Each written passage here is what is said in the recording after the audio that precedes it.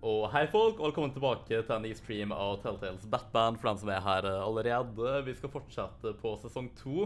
Vi streamet faktisk her i går til og med, og honestly, det kan jo bare være spennende nok til at jeg var sånn, vet du hva, jeg vil egentlig bare spille videre, og det er en veldig, veldig god følelse å ha når du streamer et spill, egentlig. Som jeg sa, jeg har jo spilt det her før for mange år tilbake, liksom. Så spilte jeg gjennom første sesongen, og så endte jeg opp med å stoppe en plass i andre sesongen, og det her var jo da en video Let's Play-serie på en måte, som jeg aldri endte opp å bli ferdig med, og da kom jeg aldri lengre enn til slutten av episode 3. Jeg gikk faktisk i stad og sjekket til og med på de gamle videoene, så fikk bekreftet at jeg kom aldri lenger enn det, så episode 4 er fullstendig ny for meg. Eventuelt kanskje jeg har blitt spoilet av sånne random YouTube-klipp eller noe, men ikke noe av substans som jeg husker godt i hvert fall. Så nå blir det veldig, veldig spennende for meg å spille fra episode 4 av i sesong 2, fordi at nå er faktisk alt nytt for meg, og det er, ja, mega spennende. Yo, Sefinito her allerede, velkommen til stream. Han sier, jeg skal bare stikke og trene, og så kommer jeg venter på transport nå. Ja, det er en du trener, ja, men det er nice, Finito. Bra, bra. Fy faen, episode 3 var jo dritbra. Så du streamopptaket eller noe, Finito? Eller bare vet du det generelt, liksom? Men ja, jeg var enig, episode 3 var veldig, veldig bra. Kanskje det beste så langt også. Jeg føler egentlig hele sesongen her har vært veldig, veldig sterk, egentlig. På en måte er det noe jeg ikke liker med hele det der infiltreringsplottet, liksom. Så jeg håper det begynner å skje litt mer på den kanten nå. Men sånn, grafikken, tonen, gameplayet, det er veldig masse bra i sesong 2 av Telltale Batman, det må jeg bare si. Theo, velkommen til stream. Hvordan går det? CP Parity Gamer Norsk Gaming. Yeah. Hallo, hallo. Det er Hanna Dex. Nei, vent. Det er ikke min lion, sier Theo. Hello there. General Kenobi. Så sier Theo, hvordan var episode 3, by the way? Som vi sa, eller som Finito og Ikke sa.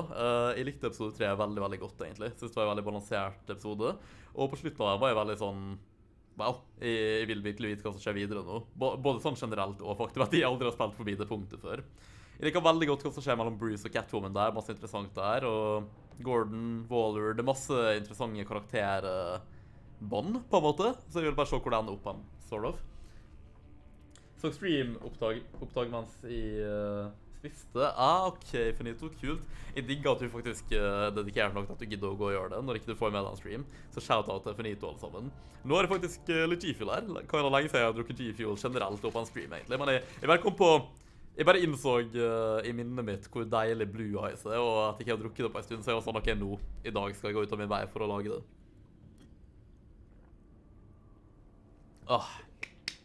Smaker like nydelig som dagen jeg mistet det. Hva tenker du om John så langt? Om Jokeren, ja? Det er en veldig interessant versjon av han de har laget her. Jeg vil ikke gått den ruta selv om jeg skulle lage et DC Batman-produkt. Det er veldig interessant, da. Sånn, om du ikke har noen forventninger av hvordan Jokeren burde være fra før, så liker jeg veldig godt. Det er masse å like med han. Men det er også interessant å se om de har tenkt å få han fra det her til den ordentlige Jokeren, da, liksom. Så jeg er egentlig bare veldig nysgjerrig på hvordan han kommer til å ende opp, liksom, i løpet av det spillet her. Ikke spoil, vær så snill. Det er interessant, alt jeg kan si. Han er faktisk jævlig artig, og det er faktisk peak DC-humor, det må jeg bare si. Humoren i det spillet her, jeg foretrekker det by far, og liksom MCU-humor og sånne ting. Feminito sier, var ferdig med streamen i går, nå nettopp så sier. Nice, da er det jo god timing. Theo sier, fått nytt kamera, by the way. Synes det så litt annerledes ut. Nei, det samme kamera. Jeg har vel egentlig bare prøvd å optimalisere liksom fargen og kontrasten, green screen-effekter og så videre. Så jeg håper jo, tror at det ser bra ut. Dessverre samme kamera der vi sikkert må deale med at det skrur seg av og sånne ting også. Men, ja, det må vi nesten bare, jeg må finne en måte å fikse det på, men jeg forstår det ikke. Jeg honestly bare vet ikke.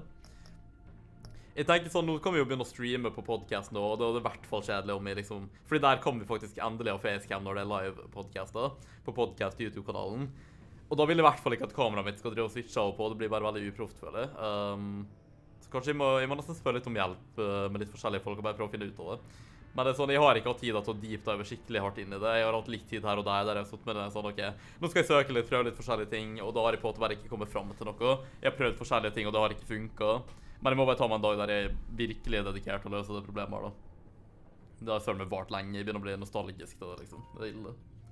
Ja, nå blir jeg ringt av min mamma. Jeg skulle egentlig starte episoden her, men la meg bare mute meg selv litt grann, eller gå bedre. To sek. Ok, vet du hva, vet du.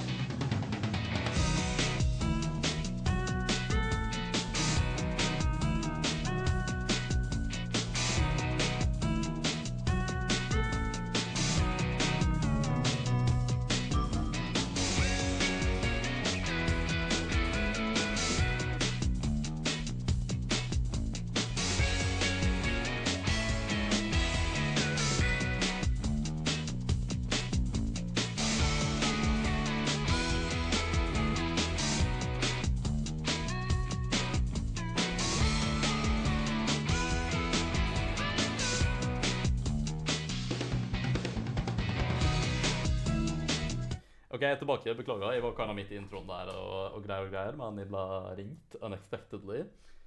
Wow, jeg klarte å krysse ut streamen min, ja. Veldig nice. Jeg må bare gå inn på den igjen der. 2 sek. Pass på at jeg var på direkte chat. Ja, ok. Greit, da er jeg tilbake. La oss se, hvor var jeg? Noe nytt i chatten her da. Feminito sier, by the way, må bare spørre nå, fordi jeg vet ikke om du streamer når jeg er tilbake. Joiner du voice chat i dag? Nei, jeg har ikke tid til det i dag, dessverre. Altså, det er liksom... Ok, det er sånn dag, men det telles en ukedag fordi at jeg skal fortsatt på jobb i morgen. Det er sånne ukedager jeg er ikke optimalt, sånne ting. I hvert fall ikke etter den streamen. Det er liksom enten eller i så fall. Jeg har fylt andre timer å gjøre etter stream, liksom, så nei, dessverre, altså. Det er bare...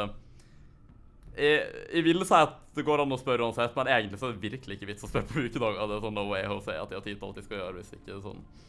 Eventuelt da må jeg kun voice chatte og ikke streame den dagen, så det er litt sånn, ja. Theo sier, skal bare ned og hente noe fôr. BRB, den grei. Høres snekket ut. Håper du skal hilse mora di fra meg, sier Finito. Det her så jeg ikke før nå, så det sier jeg ikke. Men ok, vi går på Play Classic Edition. Episode 4, What Ails You heter den. A shocking revelation forces Bruce into a desperate change of plans. As the villain's little plot escalates. Ok, hopper vi bare inn i det. Veldig excited for å se hva som skjer videre. Let's go.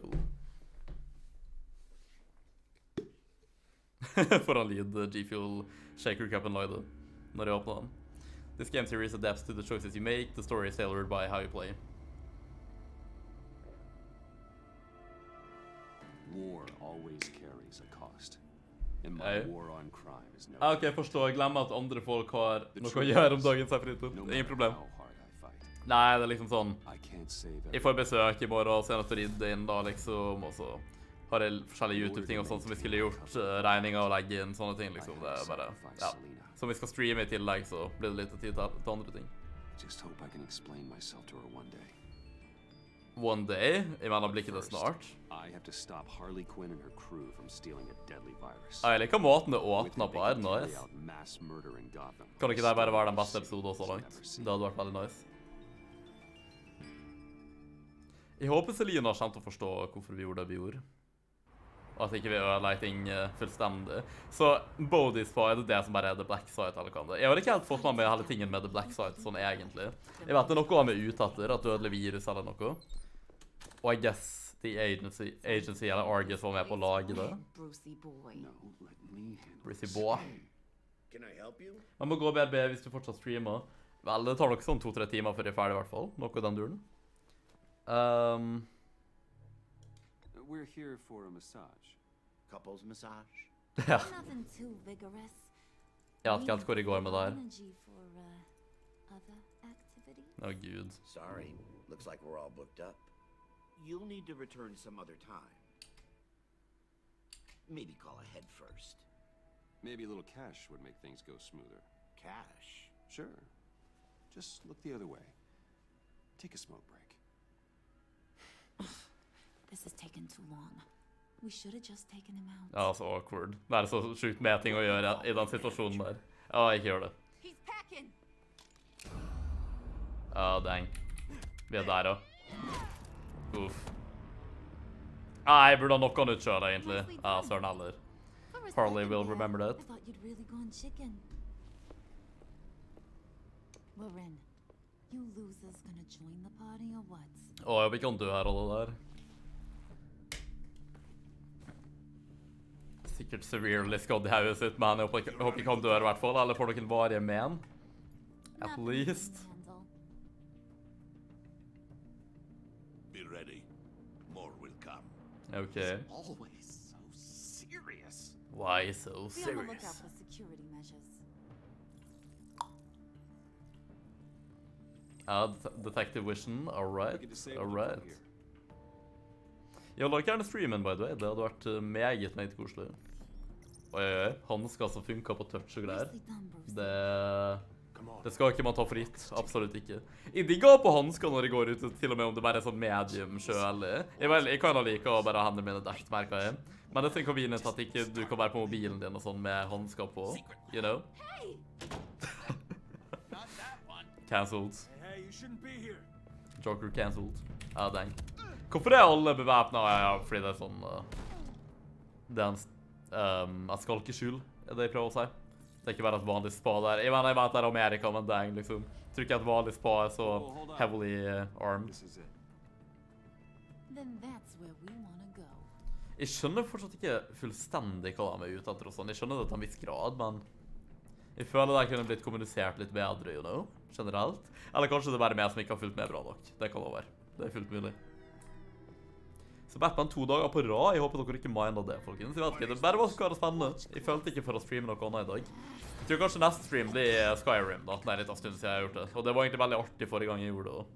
Jeg bare har vært opptatt med andre ting, I suppose. Tipper neste stream å bli på onsdag, by the way. Fordi jeg får besøk i morgen, og så på 17. mai så er jeg åpenbart opptatt fra 17. mai. Hva er folk sine 17. mai-planer, by the way?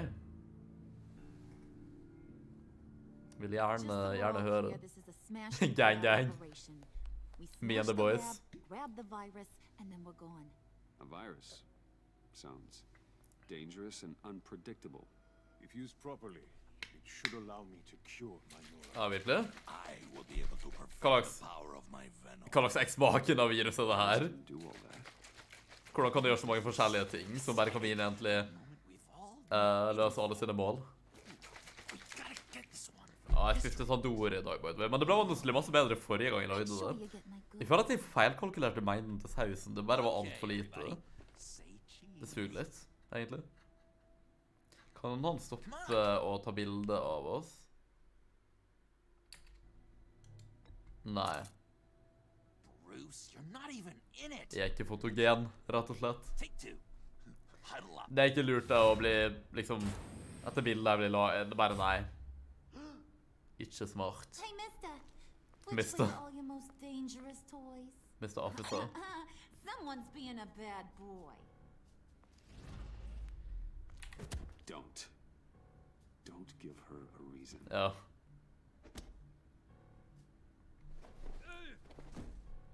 So boring. Hva synes vi om den versjonen her av Harley, egentlig? The last mile. Jeg liker henne, men det er ikke min favorittversjon. Jeg føler hun er litt for intimiderende nesten i den versjonen her. Det er sånn, hun er mer intimiderende enn Jokeren og ganske masse også. Det skal kan være I've got it omvendt, under men control. vi får se hvordan det utvikler seg. John, It's okay, Bruce. I talk to myself all the time. To be honest, my voices haven't been letting up lately either. I keep thinking Akkurat, ja. this virus was the thing holding us all together. It's what made us stick. I don't Perhaps. call me paranoid, but I'm worried once it's gone, Harley's just gonna just disappear. I just don't think I could take that kind Imaginär. of rejection. You know, when you invest so much into something. Jeg tror ikke det, though. just because Harley might get what she's after, it doesn't mean she'll toss you to the curb. She cares about you. Maybe. John will remember that. Det er så snål situasjon hele det spillet her. May seem At Bruce er med dem på den måten her og interacter med skurkene som seg selv. Undercover, liksom. Friendship you and I have. Det er i hvert fall en kreativ idé, i det minste. Come on.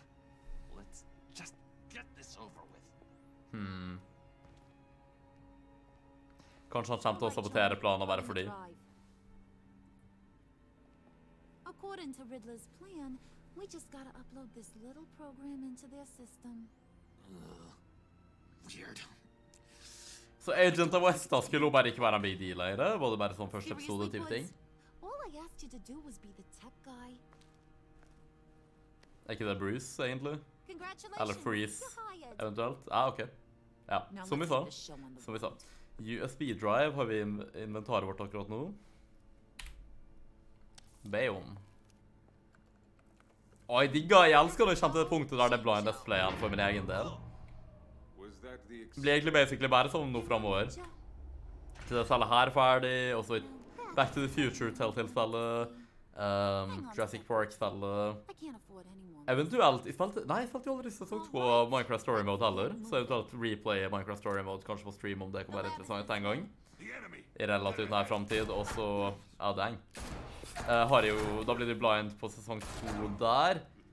Ellers, da er jeg jo egentlig ferdig med alle Telltale-spillene. Kan jeg kanskje tenke på å replay Game of Thrones da, på et punkt? Heads up, fellas. Men etter det så må jeg nesten bare vente til det kommer flere spill, fordi da har jeg literally spilt alle som har vært å spille. Jo, velkommen tilbake, Theo. Skal ned på butikken en tur, kommer tilbake om sånn 7 minutter. Ja, den er grei, Theo. Kjøpte noe snack til snacks.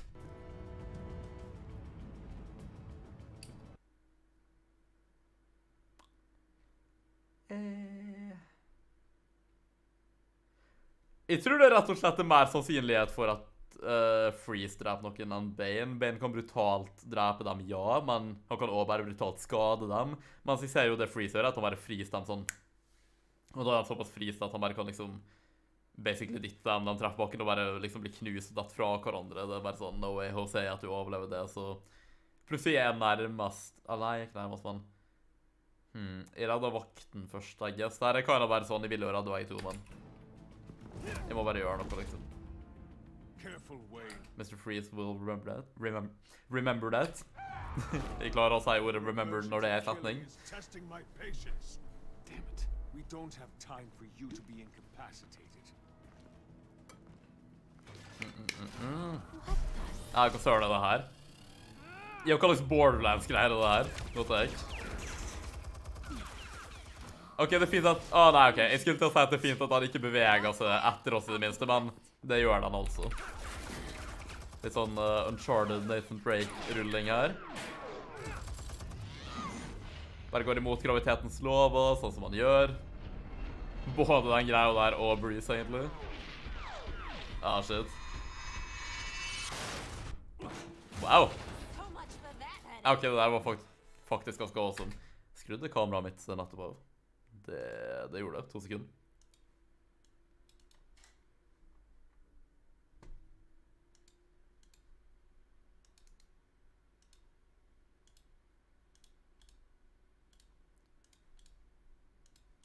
And we're back. Okay. Impressive way. No time to sit on your thumbs, boys. Move it! Jeg skulle til å si da streamen, men tekniske problemer var ikke det beste insentivet til å be folk å lage streamen min. Dem. Ok, Banen around. Jeg tror jeg slider under den. Så bare liksom tikler han litt der, på veien. Sånn som han gjør. Ok. Nowhere to retreat now. Vi får vel bare dedikere oss til det her. I suppose. Ja, hvordan er lyden, by the way, på spillet?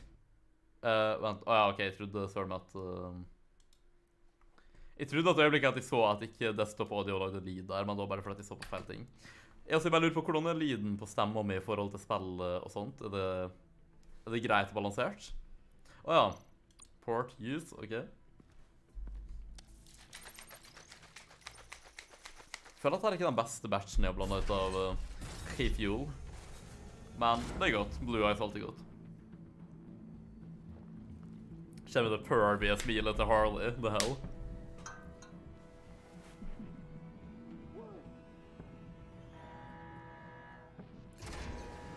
Det er sånn typisk DC-lab, føler jeg. Barbecue. Protocol. It'll be incinerated.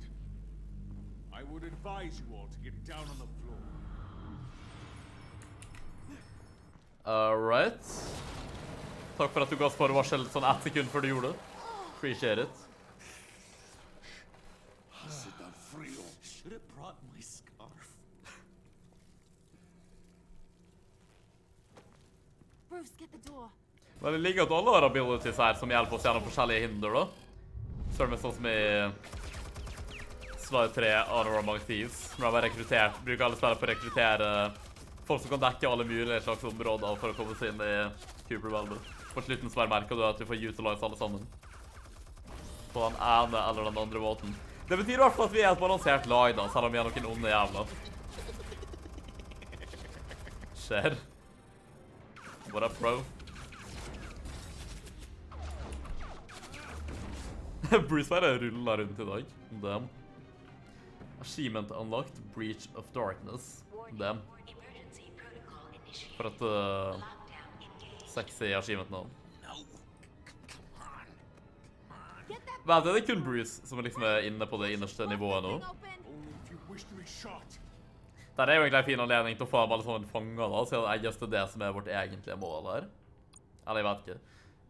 Access, main terminal. Jeg vet ikke liksom hvor tid vi skal på en måte stoppe og være alliert med dem, you know? Siden vi infiltrerer på den måten som vi gjør.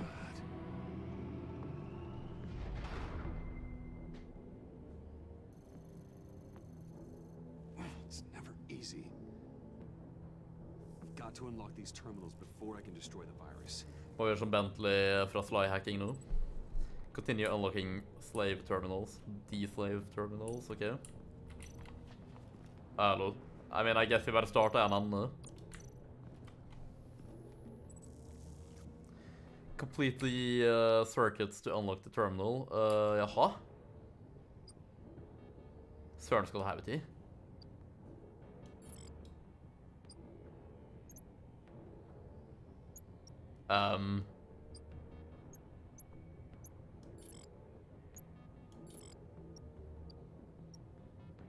Sånn, ja. Ok. Jeg skjønner. Det bare tok meg et minutt å forstå hva han ville at de skulle gjøre her. Ok. Guess vi bare beveger oss videre i rundt her.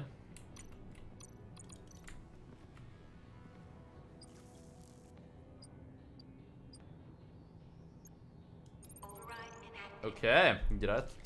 Da skjønner jeg hva jeg skal gjøre her. Wait, what's the problem here? It's broke. He's trying to go solo. Er det det? Sier han når? I'm breaking down. Jeg vet ikke hvorfor de har det inntrykket da. Jeg trodde ikke, til og med jeg var ikke klar over at det var det jeg gjorde. Eller meg. Ok, jeg ville kan ha sprunget litt mer om jeg var Bruce her nå. Look at, det her har vi totalt tid til. Eller, jeg guess det er punktet der jeg er nødt til å stoppe dem, sånn egentlig. Men Bane bare knokka døren av det, da, hva søren. Ja, kan jeg få bevege meg? Neste slave terminal, where you at? Come on. Jeg blir stresset av det her. Der går vi. Ok. Hva med nå? Vent, man replacer ikke vi det her sånn at Bane skulle liksom screwe seg selv når Alan skulle ta gjennom neste gang. Jeg guess at jeg ikke har gjort det siden da. I don't know, vi får se hva som skjer. Vi replacer jo greia hans. Oh god. Oh man. Come on. Jeg vet ikke hvordan jeg skal uttale navnet ditt. Beklager. Velkommen til stream i hvert fall. Du sier, oi, hva er det du oier over? Du er ikke norsk. I'm not quite sure how to pronounce your name, unfortunately, but welcome to the stream. This is a Norwegian stream, but I can respond to you in English if you want to stick around. Whichever language you're speaking right now, I don't know, Spanish, maybe? Portuguese? Not sure. I don't speak it anyway, just so you know. Just so you're aware.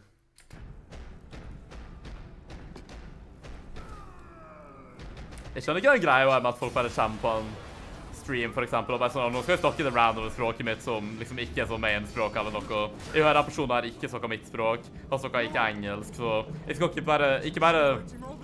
ikke skrive engelsk, for eksempel, eller noe sånt. Jeg skal bare assume at han kan mitt random språk. Bare hvorfor? Det er så random. Jeg skjønner ikke hvorfor jeg ble angrepet, da. Jeg mener, jeg vet ikke hvorfor det var indikasjon om at jeg går solo, liksom, heller, egentlig. Oh, damn, ok. What? Jeg misklikket jo ikke en gang. Vi burde samle død og det der. Batman, flott armor. Yeah. Åh, gud, vi er så screwed. Joker.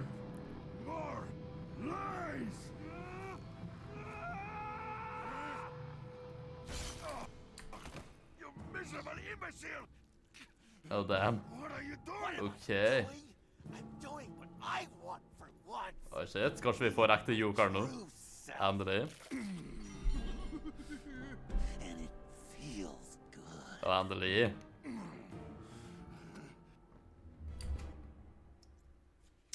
Da må vi bare drikke ferdig.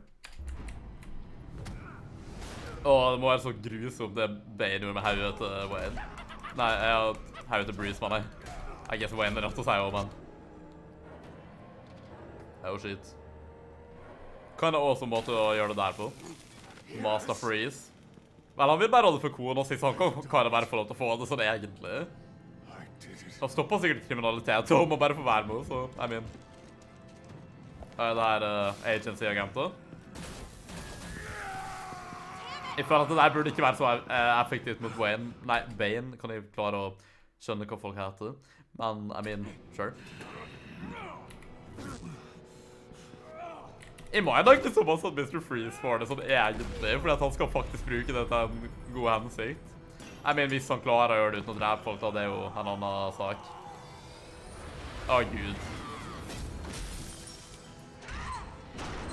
Ok, så alle bare går mot hverandre her. Uten at jeg guess kanskje Joker og Harley. Belongs to me. What are you doing? You need me. Not anymore. Ja, dang. Her var det masse honor among thieves.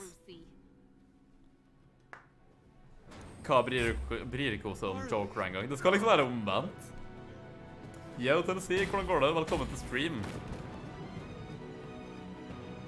Ok, så jeg guess Freeze med og Bane blir tatt. Ja, og Joker. Alle unntatt Harley, egentlig.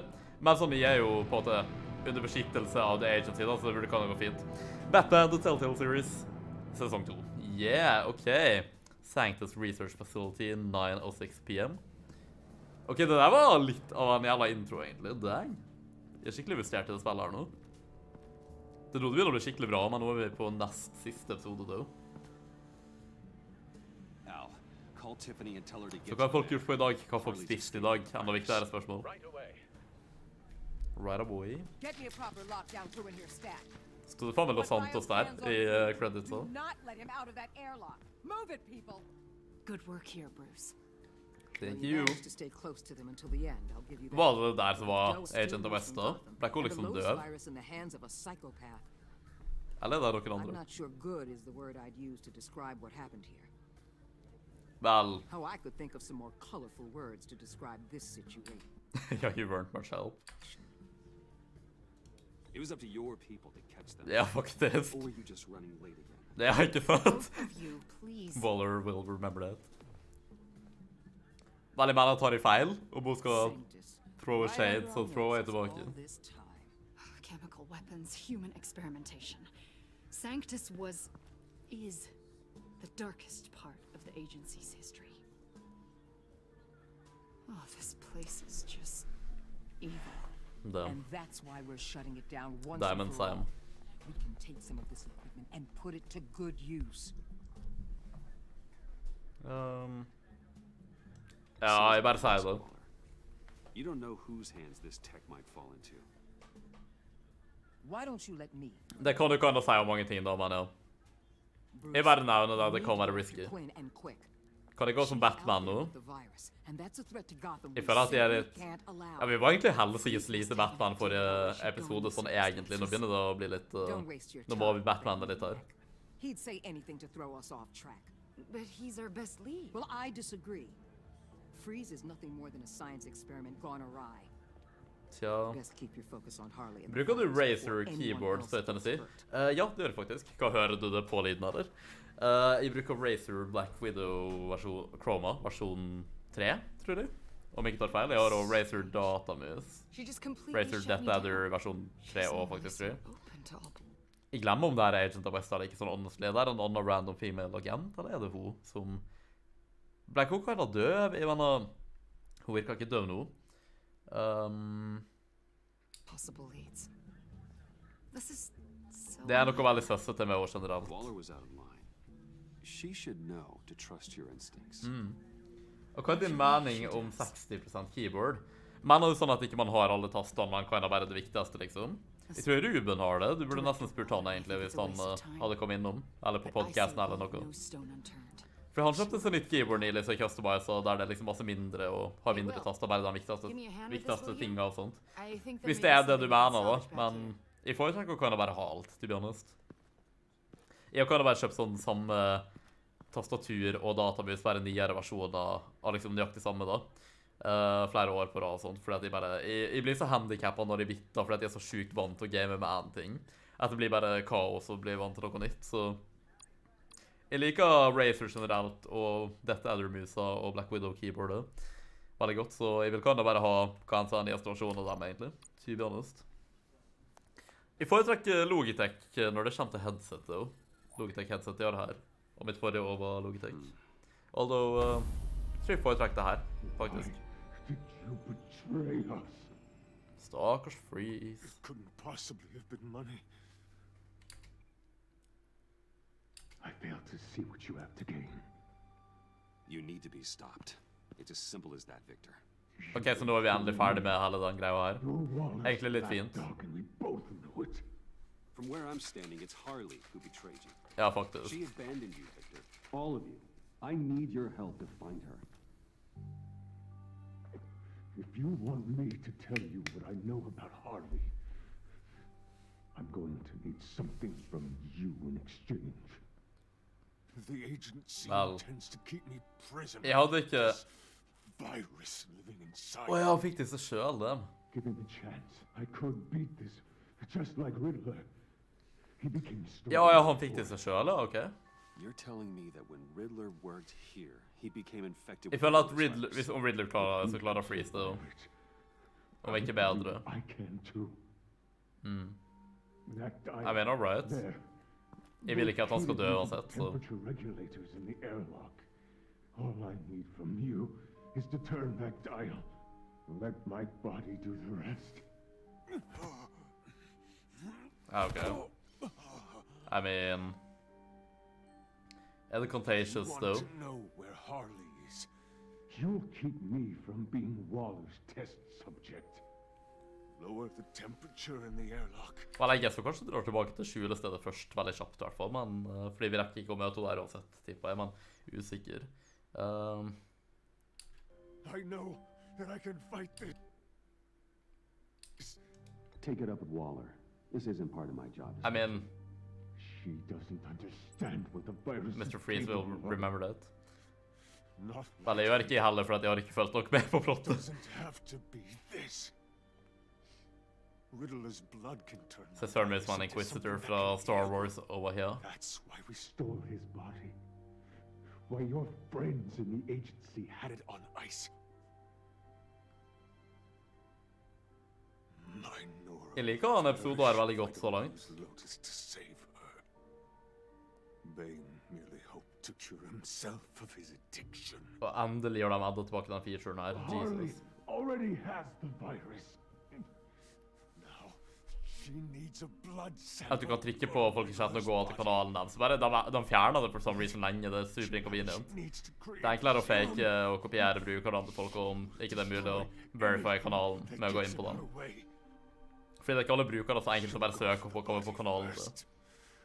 That's how you will find her. I already have samples of the blood.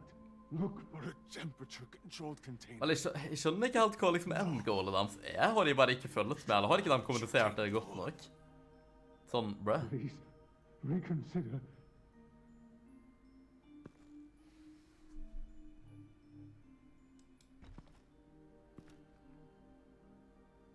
Det kan da ikke skade så masse, kan det? Mr. Freeze won't forget that. Da håper jeg at han hjelper oss videre i hvert fall.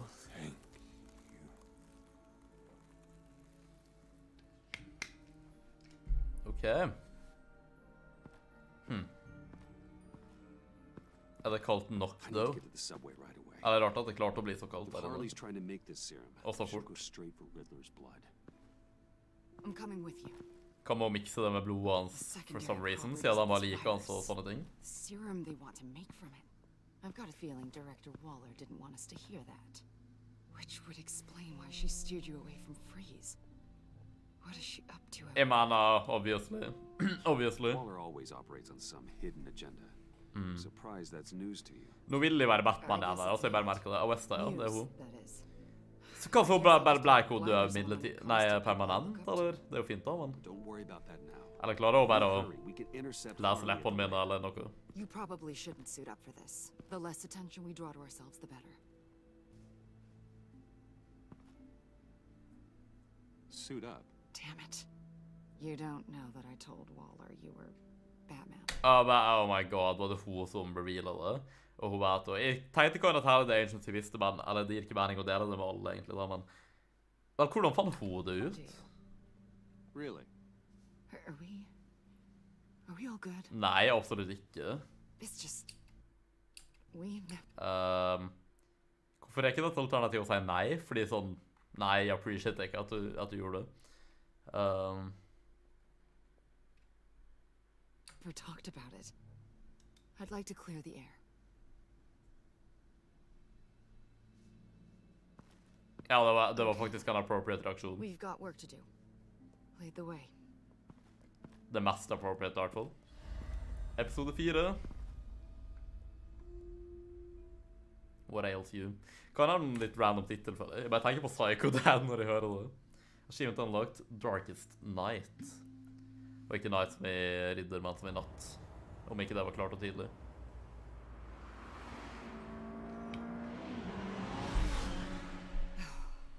suppose I should have seen this coming. Ok, hun bare er her She's nå. become more and more erratic since she came to Gotham. I hardly know what she's going to do next. Harley? No. Director. Tenkte jeg jo. I'm not used to her keeping Eller så jeg tenkte at det var Waller å snakke om en gang. Jeg vet ikke hvorfor i Søren Bruce tenkte Harley, men... Halleluja. Ah, shit. Og jeg får sånn høreapparat-lignende greie. Ja, men da så. Sorry, Hvis du klarer å høre, så... passive anti-surveillance is Super. running. It must have triggered What did your... you say, Bruce? Looked like you were speaking, but Can't hear so well without these. I was saying the car as a passive security system. It triggered feedback in your hearing aids. Crappy agency technology. Not your fault. Look, it's fine. I'd just rather not talk about it. Hva eller hørselen din? Jeg digger måten Gotham ser ut på her. Veldig Part of fint. me was sort of hoping we'd be taking the Batmobile. Not that this car I mean, isn't great. Oh, we jeg are. må flekse. I don't follow. I push a button, the armor plates flip, and voila. Batmobile. That's incredible. If you're not just pulling my leg. Du skulle tro det var bullshit egentlig. Yeah, Lucius Fox was a genius. Jeg skjønner ikke hvorfor vi... Put a lot Jeg er ikke komfortabel med å være så ærlig med dem om alt det her, men jeg guess ikke jeg har noe valg på det punktet her. Eller det er ikke vits å skjule det. Do you ever De question fant allerede ut hvem vi var, så... not the mission? I mean, the methods. The clandestine nature of what you do. The fear tactics. The occasional brutality. No judgment. Just curious. Ikke... Nei, jeg enjoyer det jo ikke alltid. I don't always enjoy it, but it's part of being Batman. If I don't question it, I'm as bad as the criminals I fight. That makes sense. I best I will remember that. I'm having a bit of an existential crisis. Existential crisis. Bare slutt i Argus og bli Batwoman eller noe. It's Waller. Why wouldn't she want us to know what Freeze told you? Things have gotten Det er noe veldig søssete med alt det her. too gray. I don't know if I'm on the right side anymore. Du er ikke det. Ikke veldig, i hvert fall. Maybe I shouldn't have brought this up. So what are you saying? I wish I knew exactly.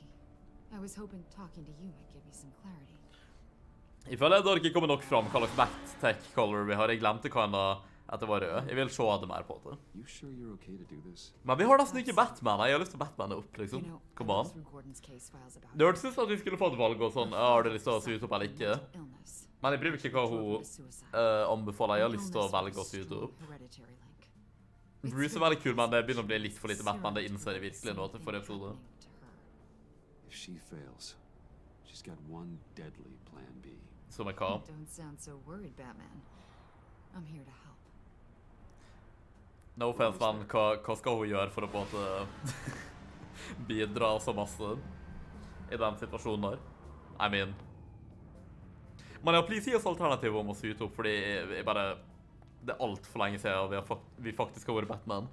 All 5 points, 9:41 p.m. Harley's back is against the wall. Ok. If she has Riddler's blood, Jeg tenker at hun måtte liksom nesten ha gått innom her, men jeg tipper at hun sikkert stakk så fort som mulig da. Så jeg vet ikke om hun er her ennå. Jeg vil egentlig ikke regne med det, men vi må nesten bare sjekke det ut og være forberedt på det. Smash inn døra. Garantert stukke, men det er fullt mulig at hun la igjen en felle, kanskje, eller noe i den duren. They threw her in this murder box before we... Right. Åja, herregud, det ja. still around. No, she's a runner. Jeg guess den ikke var aktivert når vi dro fra henne. Jeg håper ikke det er sånn vi bare ikke får høre fra henne igjen i det hele tatt. Det hadde sugd veldig masse. She must be gone already. Do you think that means she already has the vials? I don't know, but it's worth a look. Lol, så vi literally bare left her for She dead, got liksom. scared off before she could find Veldig bra. Åja, jeg guess vi skal utforske området. Så betyr det her at Selina kom seg ut, eller døde hun her inne og noen bare fjernet like henne? Bro. Nei, jeg tipper hun kom seg ut somehow. I don't know. Hva det er da? C4? Plastic explosive. Only a little though. Counter-terrorist Maybe kit. it's from something bigger. I don't remember Bane making bombs, and it doesn't match Freeze's MO. Who then? Harley? Sikkert Harley eller Joker egentlig. Tipper jeg. Ok, var ikke det blod og sånt her? Selv om vinkelen nå bare ikke lar meg se det ordentlig. I guess vi kan ta litt på det først, sånn som han gjør. Berøre liquiden litt. Must be from when Harley shot Bane's man. I guess. Ja, hva får ikke eksamen i det? Nei vel, ok, bare vær sånn. Container, examine, ok. Hva har vi her da? Der er freezing, er det ikke? They're gone. The vials are gone. Great. C4 and stolen blood. How do those two things add up? So... Keep looking. Jeg har litt vondt i nakken min, altså. Det må jeg bare si. Jeg har ikke hatt den beste nakkeuka, egentlig, men den har definitivt vært verre også, så la oss bare håpe at den bedrer seg. Ja, det er ikke veldig ille, det er bare sånn slightly ukomfortabelt. Det er ikke vært å nevne en gang sånn egentlig, men... Ok, jeg eksaminer den før jeg åpner den. Men var ikke det oppi her like til Regler var? Eller husker jeg feil?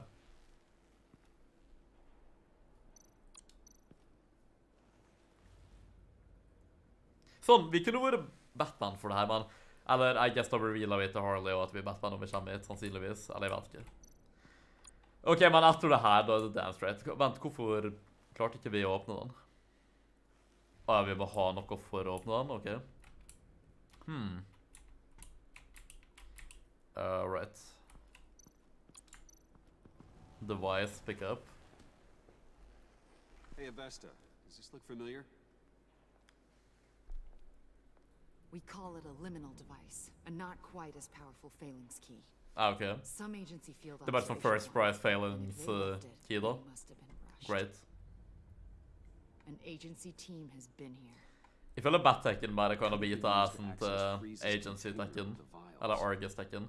Sånn, skal den bli til Argus på en måte i løpet av spillet, eller er det bare en copywriting som gjør at de ikke har lov til å kalle dem Argus, selv om det er det de heter? Fordi, sånn, for dem som ikke er klar over det, eller ikke kjenner til DC like godt, nå kan det være et shield i Marvel, sant? Jeg regner med at de fleste vet hva det er, fordi Marvel har blitt mer mainstream, men Argus er basically shield i Marvel, bare at de er mer shady.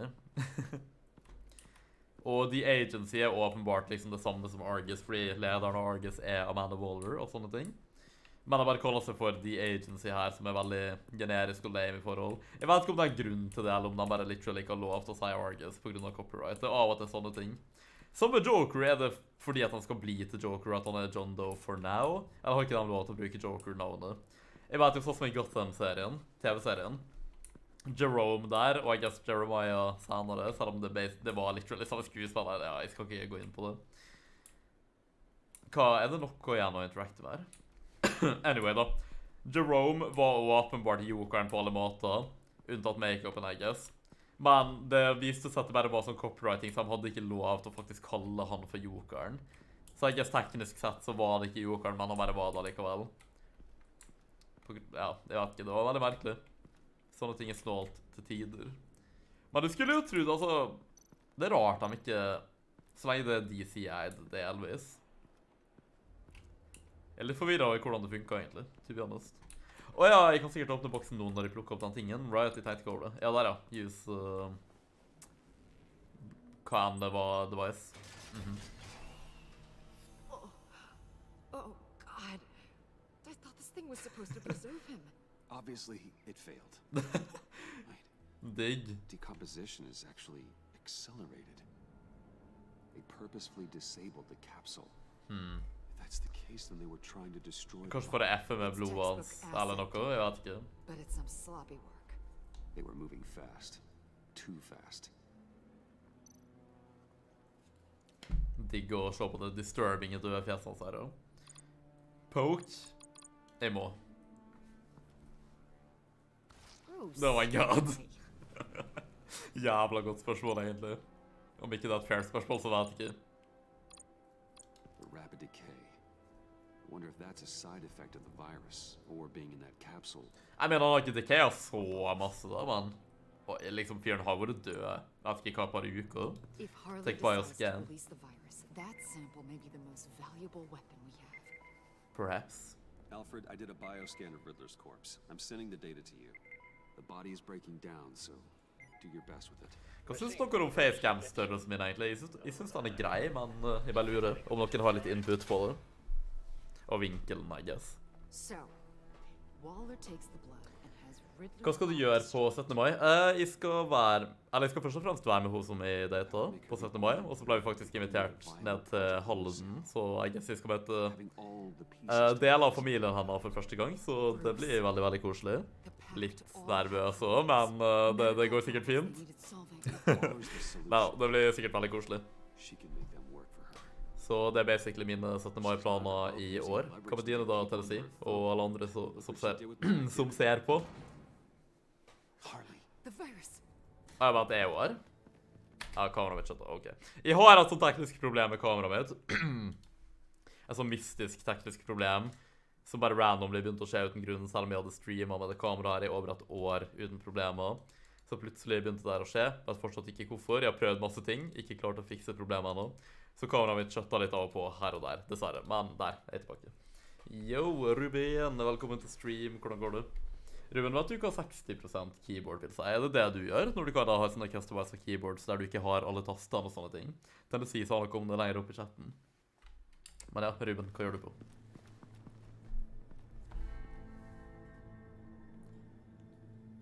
Takk for likes på streamen, by the way. Gjerne like streamen om noen ikke har gjort allerede. Hadde jeg sett grande pris på.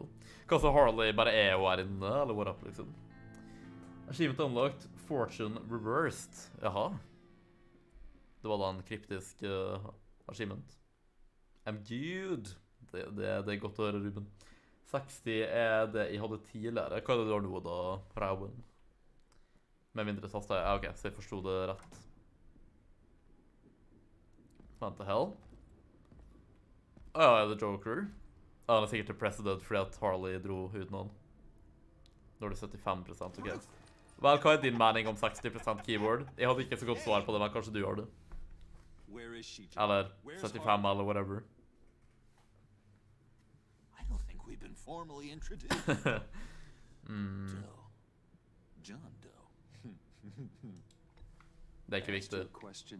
I heard you, Bruce. Yo, Adibo, velkommen til stream. Tror det er litt lenge siden du var innom. Hvordan går det? God kveld, Nico Kos. Yes, god kveld til det og Adibo. She was here? 60% blir litt lite, synes jeg. Ja, jeg tror det blir det litt for min del også. Eller jeg liker egentlig bare 100%, to be honest. Jeg mener ikke ha mange ting tilgjengelig på keyboardet mitt. Jeg guess det bare er praktisk om du har mindre pult, men min pult er ganske stor og sexy akkurat nå. Jeg tror egentlig det er... Ja, det er definitivt den beste... Oh my god. Det er definitivt den beste pulten jeg har hatt så langt. Min forrige var egentlig litt for trang, så jeg digger den jeg gjør. Den er veldig lik på mange måter. Bare egentlig en mer ultimat versjon. I guess John ikke likte advice jeg ga han. Selv om jeg brukte aldri det ordet. Jeg mente ikke det quite på den måten, men tydeligvis jo Bruce det. Eller Mel. Skal han stå på her så jovial for en gang til? Den. Bra, takk som spør. Du da, ja, lenge siden sist nå. Indeed, Adibo.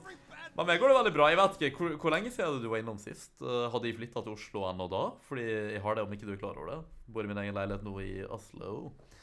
Skjedde en del ting i mitt liv i hvert fall. Ja, jeg jobber, bor i Oslo. Det tar noen litt forskjellig. Jeg vet ikke. Jeg vet ikke hvor mange ting som har endret seg siden sist du var. Stop feeling sorry for yourself. Det er totalt det han har lyst til å høre nå. Vel, først og fremst ja, men jeg tror kanskje det her er det viktigste å legge fokus på akkurat nå. Eller, det er igjen kind of betray i dem også da. Jeg kan ikke si at de var det. Ok, jeg misklikket, sorry. Ruben sier 60% passer veldig fint for gaming. Har bare det som er viktig og tar opp mindre plass. Ja, men det er det sånn, jeg har ikke plassproblem uansett, så det er liksom whatever for min del. Så hvorfor ikke bare ha flere taster og muligheter? Ok. Character development med Joker i hvert fall.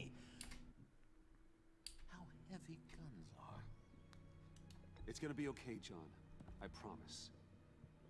I care, John. You know that. Det verste at jeg kan gjøre det, så ikke du vet av viss grad. John will remember that. To believe you anymore, Audible sier, vel, jeg kan ha skjønt det, to be honest. Er det ikke dyrt der da? Må du være rik da? Hva å bo i Oslo? Vel, jeg er certainly ikke rik, men jeg klarer meg. Jeg mener, jeg bor ikke i den største leiligheten i verden, liksom, men jeg føler at det er mer enn nok plass for kun meg i hvert fall. Men det går jo masse på liksom å ha hva slags type jobb du har, og at det er fast stilling og sånne ting. Så jeg har jo vært veldig heldig for å få mulighetene jeg har fått, liksom. Og jeg har bare prøvd å egentlig bare hoppet på alle mulighetene jeg har fått i det selskapet her, og bare prøvd å jobbe så hardt som mulig for å komme videre. Og jeg startet jo 50%, jobbet hjemmefra, så ville de ha meg i fulltidsstilling over 90 år, da ville de ha meg ned til Oslo, så flyttet jeg hit, liksom. Nå har jeg byttet stilling også, faktisk, så jeg startet jo som back-office, og nå er jeg account manager, så det var et steg opp det, og så jeg kjenner jo enda bedre nå enn planlagt også, egentlig, så ja, nei, jeg klager certainly ikke. John, I understand you want to run. Får du ikke mange kvinner da, hvis du har masse cash? Vel, det vet jeg nok, men jeg vil absolutt ikke ha en kvinne på grunn av at jeg har masse cash, liksom. Jeg mener, det er fint å ha en del penger, liksom, men jeg vil ikke at noen skal være med meg bare av den grunn. Men jeg mener, jeg er bare sånn, jeg kjenner decently godt, liksom, jeg er ikke rik eller noe, liksom. Men det kan være at jeg kjenner bedre enn en del folk på min alder, da, fordi det er jo mange som holder på å studere og sånt, og sånne ting. Jeg hoppet litt på at forbi det steget, takk Gud, for at jeg, vel, det er ikke det jeg kunne mest tenkt på akkurat nå, å være student, for å si det sånn, da, så jeg er veldig glad for der jeg er, basically. Audible sier også, så den videoen du flyttet, kommenterte, men jeg vet ikke om du så det. Det er en stund siden jeg sjekket kommentarer på den, så jeg vet ikke hvor lenge siden det du gjorde det, litt usikker. Hva var det du kommenterte da? Til å si seg, et krakk, har du hørt om Varmilo VA 88mm, kanskje? Eller 88M? Sakura TKL, mekanisk tastatur, Cherry, MX. For et jækla navn, langt og komplekst navn der var, damn. Jeg gjør ikke det i hvert fall. Ruben sier, for din del kan jeg ikke anbefale 60%, nei. Det er mer for folk med mindre plass, og folk som bruker det meste gaming, egentlig. Ja, det var det jeg tenkte. Så det er sikkert ikke hensiktsmessig at jeg har det. 75% passer for min del, tar opp mindre plass, og har mer enn det som er på 60%. Ok. Krakk, hæ, sier Tennessee. Men jeg vet ikke hva du har over, det var ganske straightforward, men jeg guess Ruben kanskje snakket mest til meg. Tennessee, jeg har ikke hørt om det jeg har hørt om det tastaturet, ja, ok, sier Ruben. Audible sier, har du billappen? Nei, det har jeg faktisk ikke. Vent da, jeg skal bare spille litt videre her. Jeg skulle prøve å ta den rett før jeg flyttet til Oslo, men jeg endte faktisk opp med å bare være sånn, ok, jeg vet hva, jeg gidder ikke å ta billappen. Fordi at jeg ville heller bruke penger på boplass, så det hjelper en del det også da, at jeg valgte å ikke bruke penger på lappen i det hele tatt, men heller på leilighet og sånt. Fordi jeg bor i Oslo, jeg trenger ikke lappen, ikke på lenge i hvert fall. Eller jeg trenger ikke bil i hvert fall.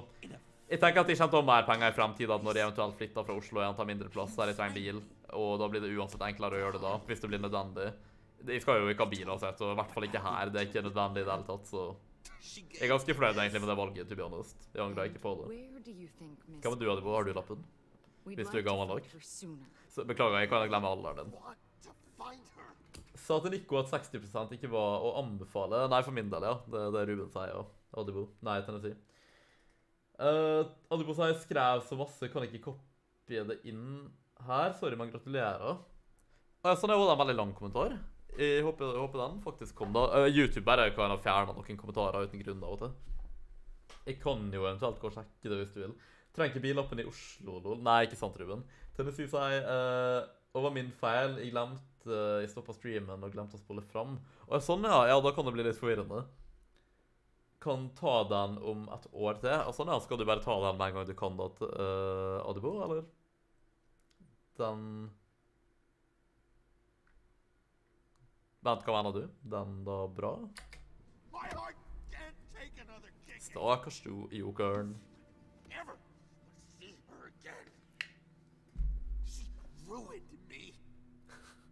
Stakkars jokeren, stakkars jokeren.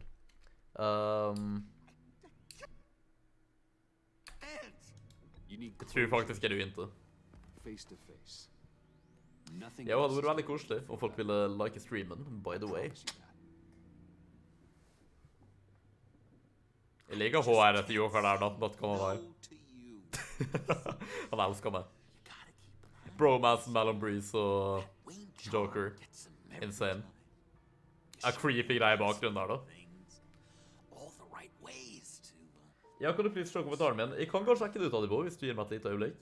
Absolutt. it's going to take me a few Sett hours alltid pris på kommentarer, i hvert fall på videoer. Det er faktisk superkoselig. to do some Det betyr mer enn dere aner. Om du så ser videoen sånn, det er veldig nice, men da vet jeg liksom på at det blir mer personlig om vi får en liten kommentar, you know. Bruce later. Ikke required eller noe, man blir satt stor pris på. I need to do this alone. Tennessee har bilappen. Ja, hvor lenge har du hatt den, Tennessee? Find something. Wait, hold on. Tennessee, vurderer du å kjøpe det tastaturet, spør Ruben. Adibo sier, ta lappen når jeg blir 18, tenkte jeg. Sånn, ja. Tenkte egentlig jo, men jeg endte opp på å ikke gjøre det. Og så skulle jeg liksom begynne med det når jeg var sånn 20, og så var jeg ombestemt i valget. Jeg var sånn, nei, hekk det her, det er ikke vits, det er ikke, nei, jeg gidder ikke. Og egentlig kan det relieved, fordi sånn, det er noe du bare på en måte må gjøre og få unnagjort. Men det ga liksom mening i livet mitt å la være å gjøre det uansett, så det var litt fint sånn. Da trengte jeg ikke å utsette meg selv for å stresse med det heller på en måte, og ikke minst pengene. Are you sure you won't reconsider us coming with you? I did, and it's a hard pass. Vent, hvorfor i faen? We're coming with you. You're being a real jerk. Damn. Don't won't forget that. Takk, sier Adibo. Tennessee sier, klokk, ja, man vil ha cherry mix red switches i stedet for blue switches. Ja, ok. Må du betale for lappen selv, Eko? Jeg tror i hvert fall at mora mi hadde hjulpet meg med en god del av det, og sikkert faren min litt også. Fordi hun hjalp i hvert fall søstrene mine delvis, om ikke fullstendig. Jeg husker ikke nøyaktig om det var alt, eller del av det, eller whatever. Men hun liker på en måte, om å gjøre det for en unge, så vil hun gjøre det for alle. Men jeg hadde sikkert betalt en del selv. Personlig så vil jeg egentlig betale en del selv også, da. For at jeg liker ikke på en måte få så masse ting, men nå har jeg fått en del hjelp til å betale liksom for eller til å liksom etter meg pensjonærer og hjelpe meg med å bygge opp egenkapital til å kjøpe leilighet, ikke sant, og det er jo ikke en big deal, så jeg tror lappen utgår der, de gikk heller inn på det her som er viktigere for min del, men det er sånn det skal jeg betale tilbake da, of course. Jeg mener, jeg er veldig heldig som er i posisjon der jeg har fått på til hjelp, selv om jeg har spart masse selv også, men jeg skal betale tilbake absolutt alt som jeg fikk hjelp med på til da, så ja. Men så jeg tror ikke egentlig at jeg bare kommer til å betale for den selv når jeg skal ta den, men det er jo såpass langt frem i tid uansett at da har jeg på en måte mer kapasitet å spare opp til det selv uansett da, om folk skjønner. Jeg fikk lappen til 18-årsdagen, nice.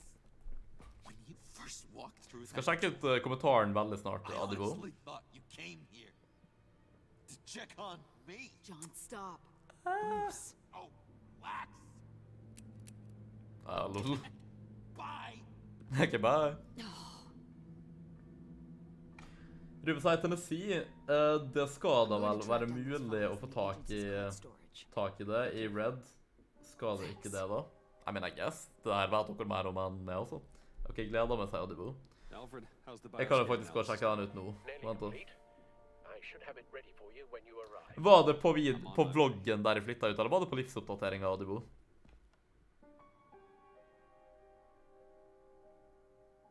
Jeg ser i hvert fall ikke en kommentar på vloggen, men kanskje det er på livsoppdateringsvideoen. Wayne Manor, 10:22 p.m. Jeg likte dritgodt transitionen der, sexy. Your Riddler codex files have been updated. Ok. Ja, Adibo, jeg ser faktisk ikke kommentaren din på noen av videoene. Kanskje YouTube... Av og til så blir noen kommentarer holdt tilbake for vurdering, så jeg er nødt til å gå inn på Skaper Studio og liksom approve dem. Det er kanskje det som har skjedd der. Det kan være litt random om det skjer eller ikke. Men jeg skulle faktisk veldig gjerne tenkt med vloggen, ja. Ikke bloggen, men vloggen. Med V. Jeg skulle veldig gjerne tenkt på å sette den, faktisk. Vent da, er det ok at jeg bare går inn på Skaper Studio og sjekker om jeg ser kommentaren? Jeg ble bare litt nysgjerrig, og... Ja, det er irriterende. Jeg prøver å gjøre sånn, jeg prøver alltid stille inn sånn at alle kommentarer skal bli lagt ut uansett hva, men det er typisk at YouTube kan holde det tilbake til en viss grad uansett. Ok, ja, ikke sant. Her ser jeg jo en kommentar. På Skaper Studio, men i svergen han var ikke på den faktiske videoen offentlig, da jo. Vent da. Eller bare så jeg den ikke.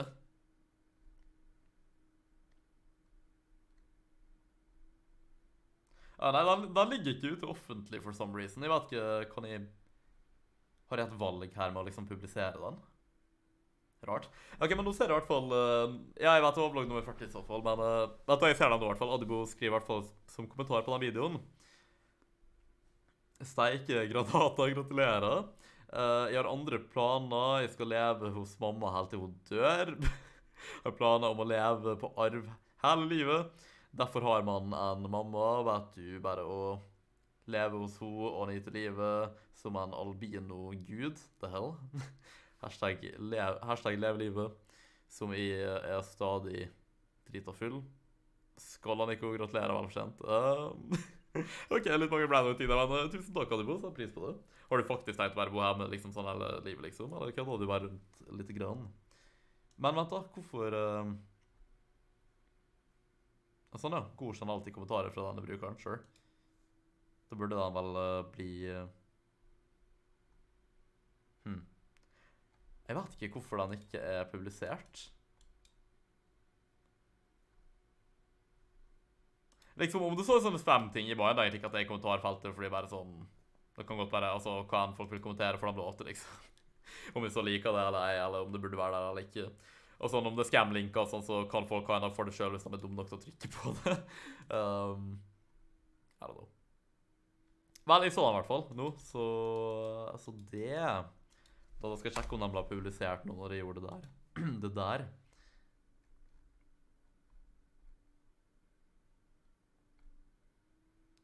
Ok, lol, den bare ble ikke publisert uansett. Jeg skjønner ikke hva som er opp med det. YouTube er en snål nettside, men oh well. Nei, vel kødda, skal vel flytte ut med damer. Er du dame, Adibo? Kongratulerer. Jeg vet ikke hvor lenge dere har vært sammen, men det var nice. Skrev den halvveisspillet, jeg fikk litt inntrykk av det, altså. Jeg takk for 6 likes forresten. Appreciate it.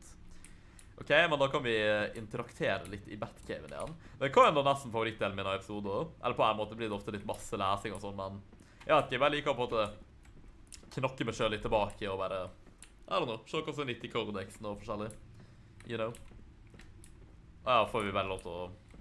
Ok, Batcaven er litt begrenset da.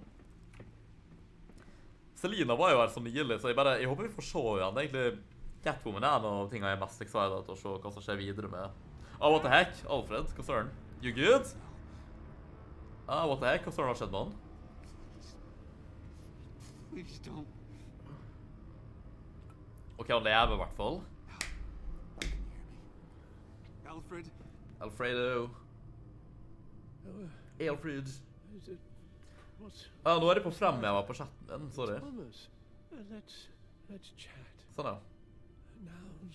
Tror du har til faren av den? No, Al, it's me. Lurer på om det er alderdom, eller om det er et resultat av noe annet. Tennessee sier, har du sett Dr. Strange, Multiverse of Madness? Ja, det har jeg. Har du sett sånn, Tennessee? Har folk generelt... Nå spør jeg egentlig alle i chatten, har dere sett filmen? I så fall vet jeg, da kan jeg snakke litt mer fritt om den uten å være redd for å spoile. Og i så fall, om dere har sett den, hva synes dere om filmen før de sier noe?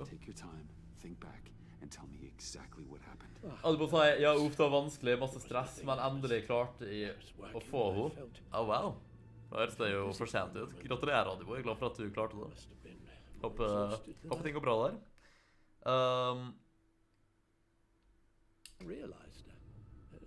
Nei, vi kan faktisk ikke. Det er litt severe. First it's your handshaking and now you're passing out. We can't keep ignoring this. You need to be looked at before it gets Ja, jeg er enig. Jeg bekymrer meg for mannen. Hey. 8,5 på filmen, ok, så er jeg Tennessee også. Ja, så Dr. Strange i går, tusen takk. Ok, jeg synes den var litt middel, så for å være helt ærlig, den var litt med. Er det bare med?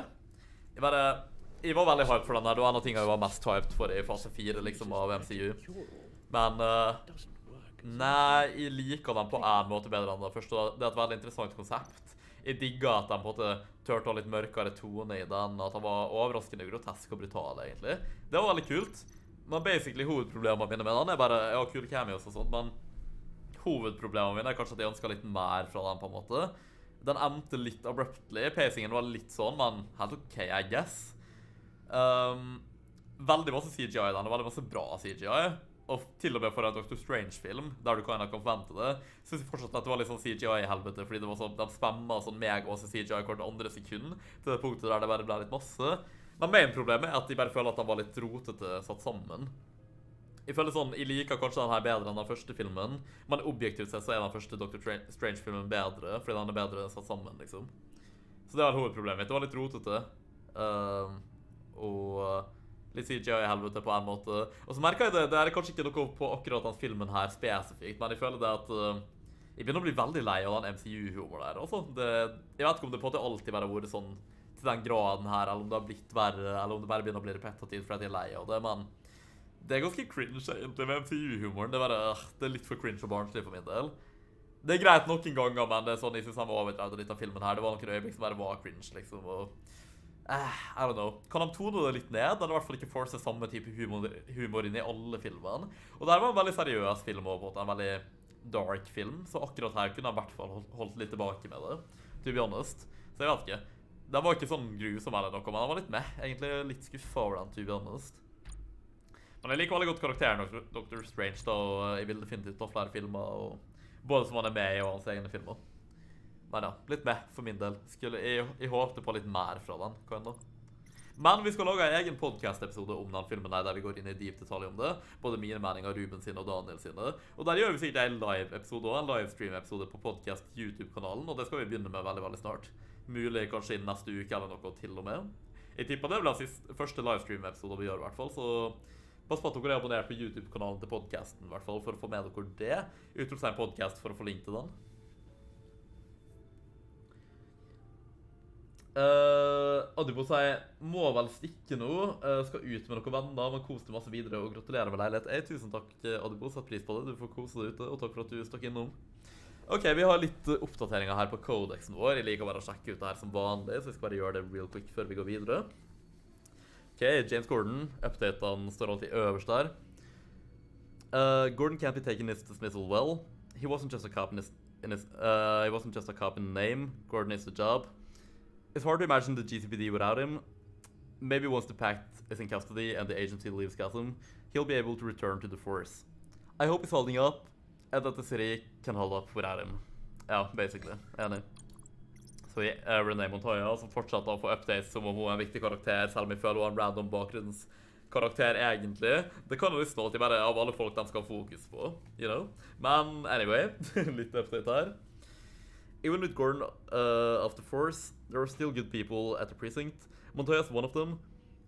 It was Waller who told me that I need allies going undercover, but I'm glad I still have a few at the GCPD. I know Detective Montoya long enough to be confident that she'll pick up where Gordon left off. She won't stop fighting until the pact is secure in Blackgate Prison. Okay. Jeg tror Jokeren kommer til å få masse karakterutvikling i denne episoden her, så jeg er veldig dritexcited for å se hvor det går han egentlig. John Doe, eller The Joker som han egentlig er.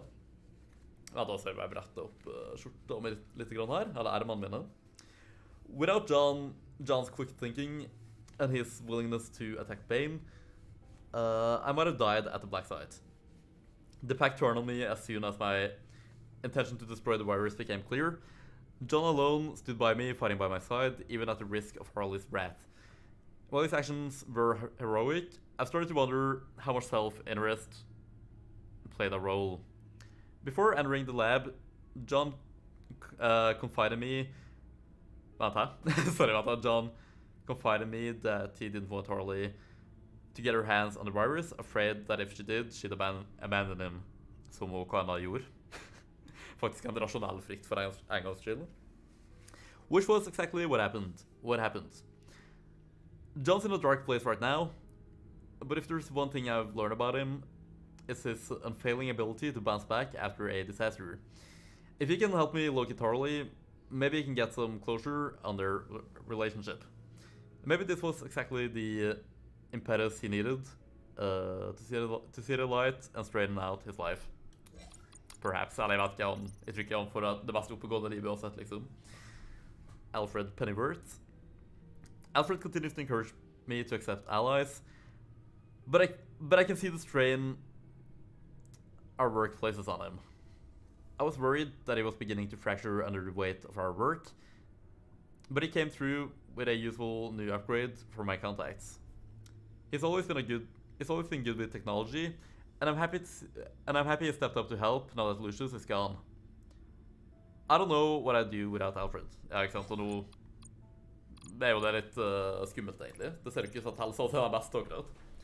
Skjedde en del med Tiffany i forrige episode også. Nå kan det jo hende at hun blir nye Lucius, basically. Tiffany Fox. Tiffany tried to have me arrested. Ja, Jesus, jeg ble så offended over at hun våga å gjøre det. Men det skal ikke være tull fra henne, så dang. I should have seen that coming. Nei, ikke egentlig, hun hadde ingen rett. I've been acting evasive and suspicious, and I hardly left her much of a choice.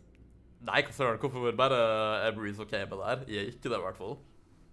So I revealed my most closely guarded secret and brought her into the fold. I told her I'm Batman. I don't know if it was the right move. I don't know if this will keep her safe or put her father in harm's way, but it felt right. Nei, father. Jeg var sånn father, han er død, så jeg vet ikke hvordan han kan komme mer in harm's way, men... Anyway, ja, jeg er ikke helt sikker i hele, men det gjenstår å se. Magefølelsen min fortalte meg at det var rett, og Alfred kan ha oppfordret til det. Og hans ord betyr egentlig en god del, hans råd. And that's really all I can hope for in situations like these. Agent Awesta. Awesta was already on edge at Sanctus, a place she called the darkest part of the agency's history. So Waller's orders to stay away from Freeze, our best lead, didn't sit well with her. Awesta suspected Waller didn't want us to hear about the virus's secondary properties, and I wanted to know why. That made two of us. In the Pact's headquarters, we got our answer. Or the closest we could get to one. All evidence pointed to the agency having taken the last of Riddler's blood. Og det var dem som gjorde det. Ok, det faktisk skjønte jeg ikke selv, men Lemau. And if that was the case, we realized the agency alone would have control of the serum. I was just nervous what Waller might do with that power. She decided to find the remaining blood samples, in spite of the punishment she'll face if she fails. I admit it's a bold move, but I respect her tenacity. If anyone can succeed, it's her. Jeg føler vi stoler litt vel masse på, men I guess hun er vår beste allierte innenfor The Agency, eller Argus akkurat nå i hvert fall. Hva slags mikrofonarm har du? Den røde mikrofonarmen, jeg har ikke så masse mer speks enn det, men om du ser den nyeste vloggen min, der jeg flyttet ut og sånt, så vi fikk kinda liksom setup tour på rommet mitt i Ålesund før jeg drar, og det er samme mikroarm jeg bruker nå, så det gir du kanskje litt mer indikasjon på hva slags type det er hvis du er interessert i å vite det da. Det er cirka midt i vloggen en plass, tror jeg. Du ser det? Kan sikkert skippe litt gjennom for å komme dit. Waller er jo den mest søssete personen i hele det hele spillet her. Så den deler updates her på hun. Amanda Waller. Every time I think I have Waller figured out, I learn something new that forces me to reassess. Waller wants the virus secured. She says she'll use scientists' technology for good. But even Agent Awesta, who respects and trusts Waller, is nervous what Waller may do if she controls both the virus and the serum. Hva er forskjellen på dem to? Worse, it seems like Waller is the only voice of law enforcement left in the city. She fired Gordon for disobeying orders and jeopardizing my undercover mission, but perhaps those were just convenient excuses to cover up her real motive. For now, our goals still align. Ja, så vidt, men det begynner på at det blir tid for oss å skille litt vei for det. We both want to find Harley and the virus. There's no point in burning any bridges yet. Nei, ikke quite ennå, men relativt snart egentlig. Hvordan er det update for Riddler? Han er faen meg død. Hva kan han ha gjort i mellomtiden? I guess det er den øvre delen her. Nå er det en del tekst her. Jeg håper det går bra at jeg bare kjapt går gjennom der. Jeg liker å få litt mer insight på storyen. The Riddler, deceased. I record more details of Riddler's past from the scientist computer networks. It's intriguing stuff, to say the least. Impressed with his criminal history and ambitious vision, the agency offered Riddler a fortune to work in their science and intelligence units. He exceeded expectations and was soon promoted to work in Sanctus.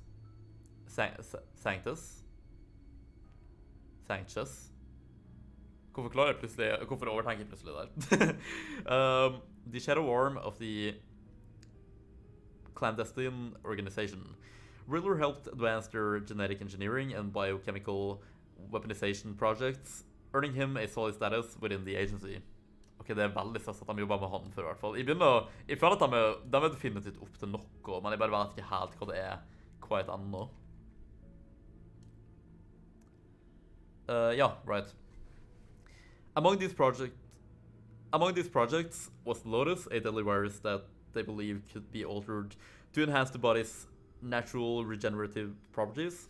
Lotus's potential encouraged the agency to sanction human experimentation. But after several failed trials, enthusiasm for Lotus had diminished. In a final... Ja, ok, haha, jeg elsker kameraet mitt. Det er så awesome, altså. Dang. Søren, det så gøy at det bare skjer hele sikkert tid da. Gi meg et lite øyeblikk til å bare skru kameraet mitt på igjen.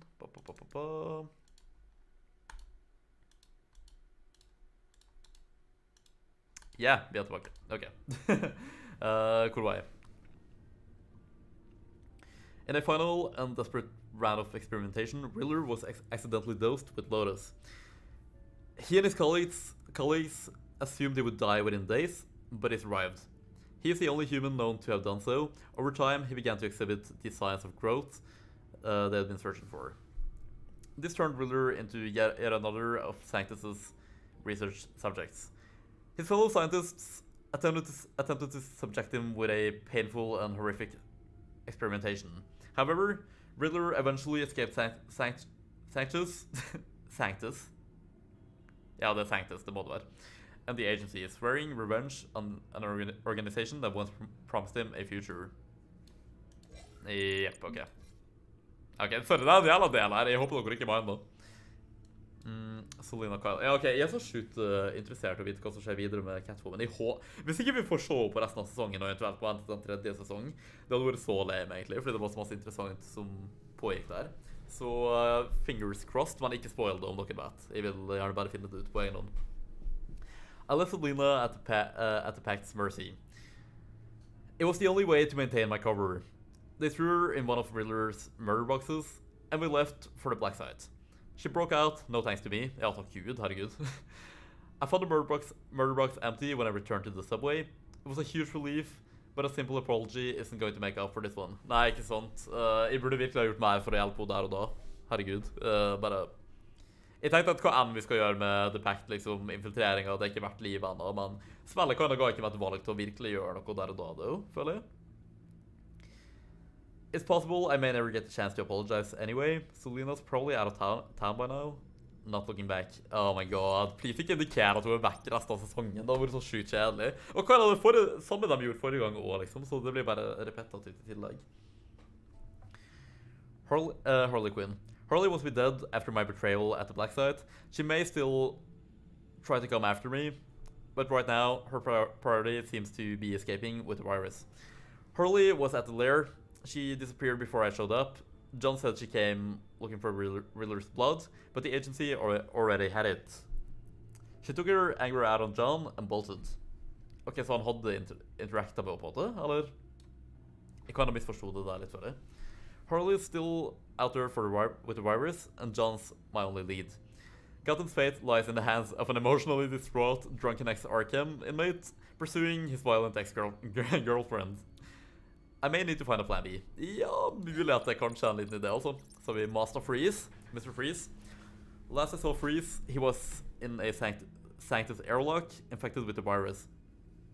Eager for my help, he explained that the virus's secondary properties and his hopes that, like Riddler, he might survive. He's convinced Nora, his wife, could also benefit by the serum. Ja, jeg håper det. Kan det bare være en Batman-historie der Riddler klarer å redde kona si for en gangs skyld? Jeg føler at det er en sånn trist ark hvor alle ting han har vært med i ever. Begynner kona å bli lei av det. Det er så tungt, liksom. As a show of good faith, he gave me a lead on Harley. In exchange for this information, he asked me to turn over to turn down the temperature in his airlock. This would further slow the virus's spread and make it difficult for the agency to experiment on him. I complied. Jeg så ikke hvorfor ikke, to be honest. Jeg tror det var lurt. Håper det payoff sounder det ekstra masse. If he survives, Freeze's gratitude may come in handy down the road. Ja, da det tenkte jeg jo, og jeg tror han overlever. If he doesn't, it was still the right thing to do. Ja, egentlig helt enig. Så har vi Bane. Ble han drept? Jeg tror han bare ble incapacitated, men... Bane is finally in agency custody after the assault on Sanctus, along with most of his soldiers. Lurt. Ja, det er bra. Jeg vet ikke hvordan han fikk tak i alle soldatene, de var jo ikke nede der, følte jeg, men ok. He nearly killed me at the black side, failing only because of John's interference. Jeg har takk Gud for jokeren, for en gangs skyld.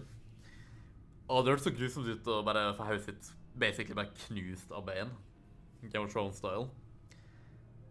With the pact dissolved and Bane out of the picture, I can focus on the last remaining threat, Harley.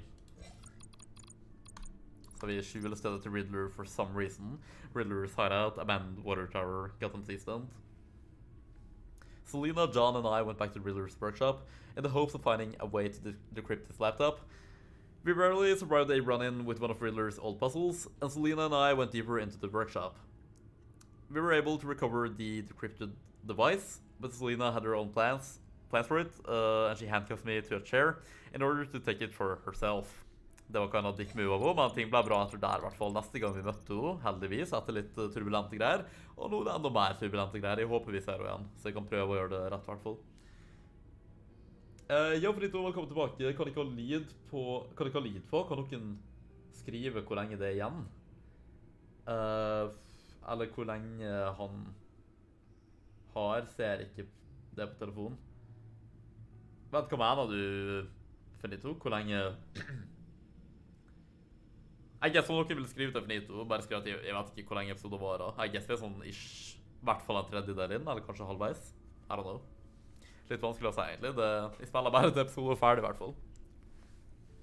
Gotham City Police Department, HQ. The Gotham City Police Department won't be the same without Gordon in charge. He had a tough time cleaning it up when he was first promoted. Let's hope his absence doesn't reverse that progress. Jeg håper ikke det. Nei, what the fuck, jeg skulle ikke gå ut av alle tingene.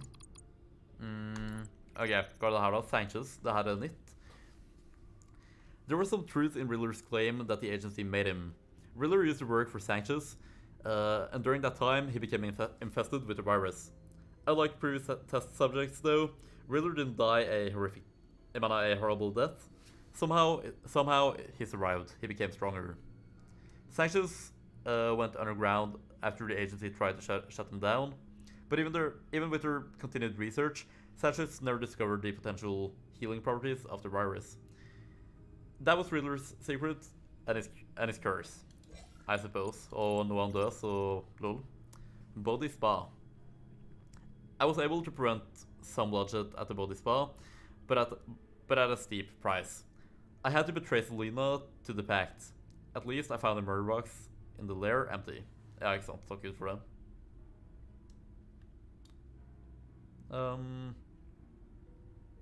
Jeg tror ikke jeg leste det her I det hele tatt, egentlig. Sånn med en fil da. Så la meg bare gjøre det nå, just in case. A massage parlor, by all appearances, Body Spa is actually a front for Sanchez and a legacy offshoot of the agency. According to what I uncovered from Riddler's encrypted laptop, this is the same location where Project Lotus, a deadly virus and biochemical weapon, was developed and tested on human subjects. Ja, veldig etisk rett. This is sure to be the site the pact will raid. Will it make have scientists lacking a moral code beneath its foundation? Above ground, it is frequented by innocent clients and emissaries. Ja. Og det var alt på codexen I hvert fall. Nice, og så har vi jo også litt på media-feeden regner jeg med. Og etter det skal vi ta og gå videre. Jeg håper dere ok med at det blir litt masse lesing her, men jeg digger å få den inside-informasjonen her, og jeg vet ikke, jeg liker veldig godt å gjøre sånne ting på spill, generelt. Jeg føler det adda til liksom historien og opplevelsen. Finito sier, ok, snart ferdig på trening. Alright, Finito. Den grei. Og vent, jeg tenkte alltid, når du sa trening I stad, tenkte jeg sånn type styrketrening på en gym eller treningsstudio eller noe, men du mente jo sikkert judo, I guess. Jeg vet ikke, eller kanskje du gjør begge deler. Ja, altså det litt lol her da. Jeg synes det burde kun være 9 artikler hver episode, men de basically bare har alt her du har lest fra før også, så nederst er det nye ting, liksom. Det er egentlig mighty inconvenient. De gjorde ikke sånn forrige sesong, så der er jo egentlig bare en downgrade som søren, at de gjør det sånn nå. Don't know why, men jeg får bare bla til jeg ser noe som liksom åpenbart er nytt.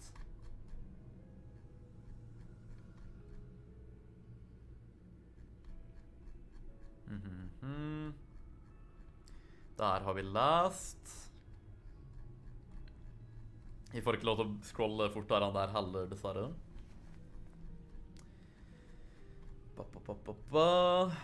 Det her har jeg lest. For sure. Begynner å få til fingeren min av scrollinga. Jeg må scrolle skikkelig masse, og det går ikke fortere enn det her uansett.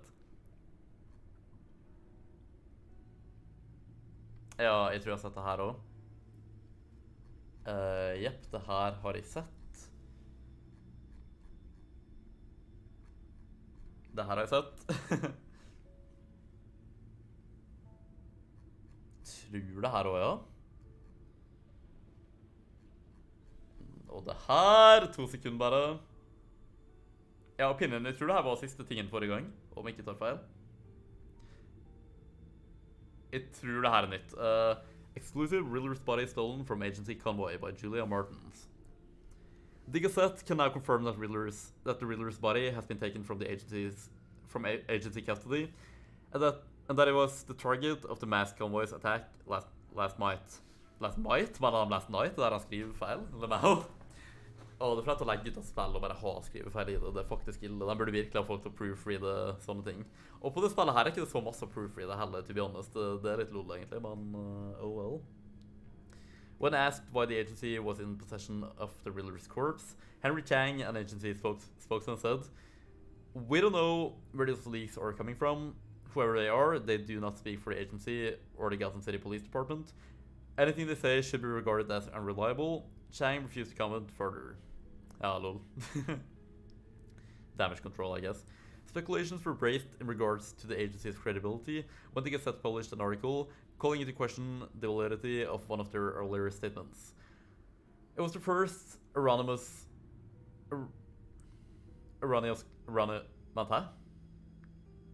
claim. It was the first erroneous claimed by the agency that they were responsible for capturing Riddler, resulting somehow in the man's death. With the agency moving Riddler's body to an undisclosed location, it's speculated that the government group might have been trying to take the corpse out of the hands of the local authorities. This would present access to key evidence and set back an attempt to properly investigate Riddler's death. The outcry and hostility from Gotham's citizens against the agency has increased as falsehoods are increasingly brought to light. Agency director Amanda Waller was unavailable for an interview for this article. Of course. Jeg var ubenevnt der andre, by the way. GCPD and agency spotted at Wayne Tower by Mark Phillips. Okay. Eyewitness accounts state that both GCPD and the agency were seen entering Wayne Tower this morning. Ja, begge to, ja. Virker jo veldig sånn egentlig, fra et usideperspektiv at begge to er der. It is currently unknown what they were investigating, but less than an hour later, both groups departed without making any arrests or public statements. It was brought into question why such a show of force would be necessary at one of Gotham's most prominent buildings. The only known joint effort between the agency and the GCPD is the investigation into yesterday's attacks, a flertal, now being referred to as acts of terrorism by authorities. What connection this has to Wayne Enterprises and potentially CEO Bruce Wayne is still unknown. Concerns over Wayne's mental state has bled into discussion about the future of his family's business. Last year, he was implicated in a high-profile assault on Oswald Cobblepot and was temporarily admitted a temporary stint in Arkham Asylum. Igjen, jeg føler at det er veldig repetitivt her, så de nevner bare ting de har nevnt 1000 ganger før i flere artikler, bare med andre ord, liksom. Det kan være unødvendig. Det er ikke artig å lese når de bare waster tid av det heller. Det er artig i utgangspunktet, men det er litt for masse filler-ting, føler jeg. Bare ta med det interessante. Og hvis ikke det er mer interessant, så finn på mer, liksom. Som gir mening å ha med, og som ikke er filler. Mer effort. As of this writing, no charges have been filed against Wayne. We reached out to the GCPD, the agency, and Wayne Enterprises. Each organization has refused to comment. Gordon fired from GCPD by Morgan Chen, mener jeg. Så jeg guess von Alfred er en god måte å forklare til hun der board lady dama eller hva hun var på Wayne Enterprises. Med tanke på Harley og John når de var der og sånne ting. For han skulle kanskje bare ta seg av det. Jeg håper han gjorde det på en måte som ga mening og som løste det litt.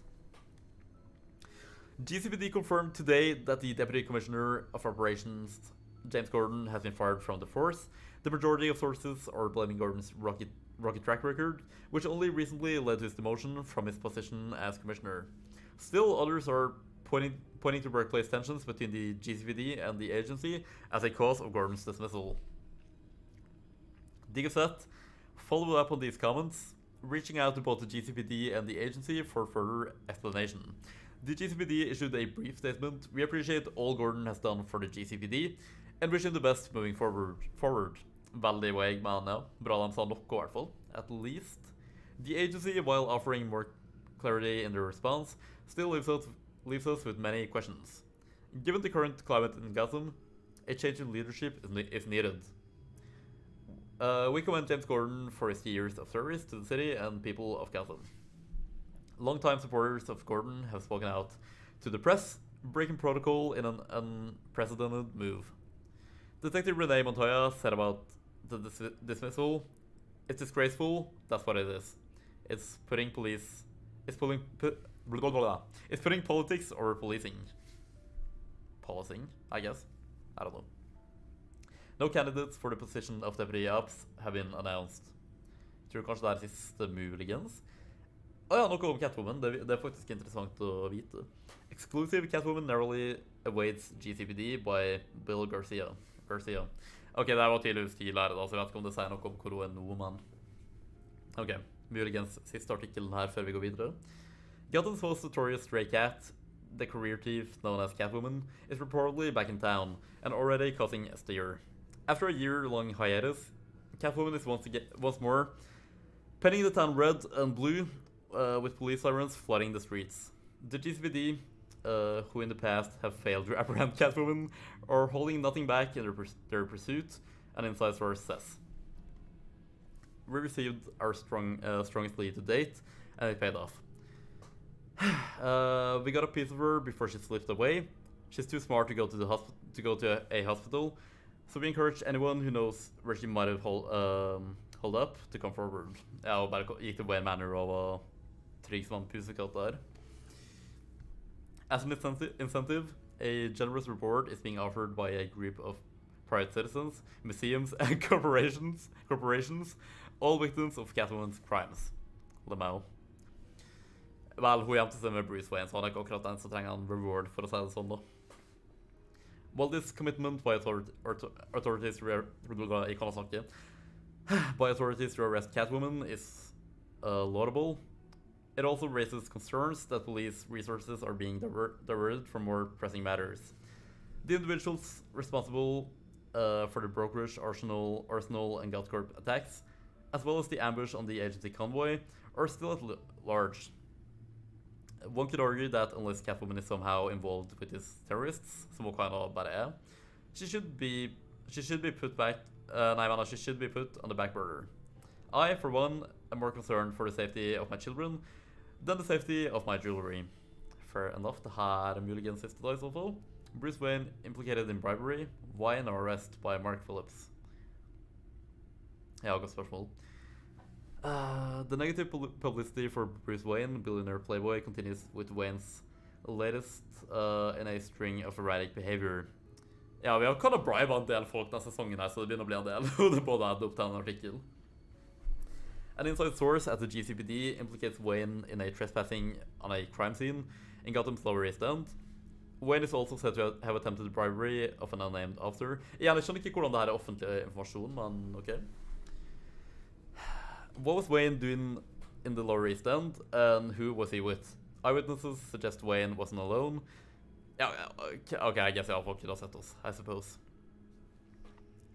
Was this simply thoughtless thrill seeking gone wrong? Not unlike his father, Wayne is no stranger to Gotham's less savory corners. He recently caught a steer at Wayne, when Wayne was sighted at downtown's notorious stack bar.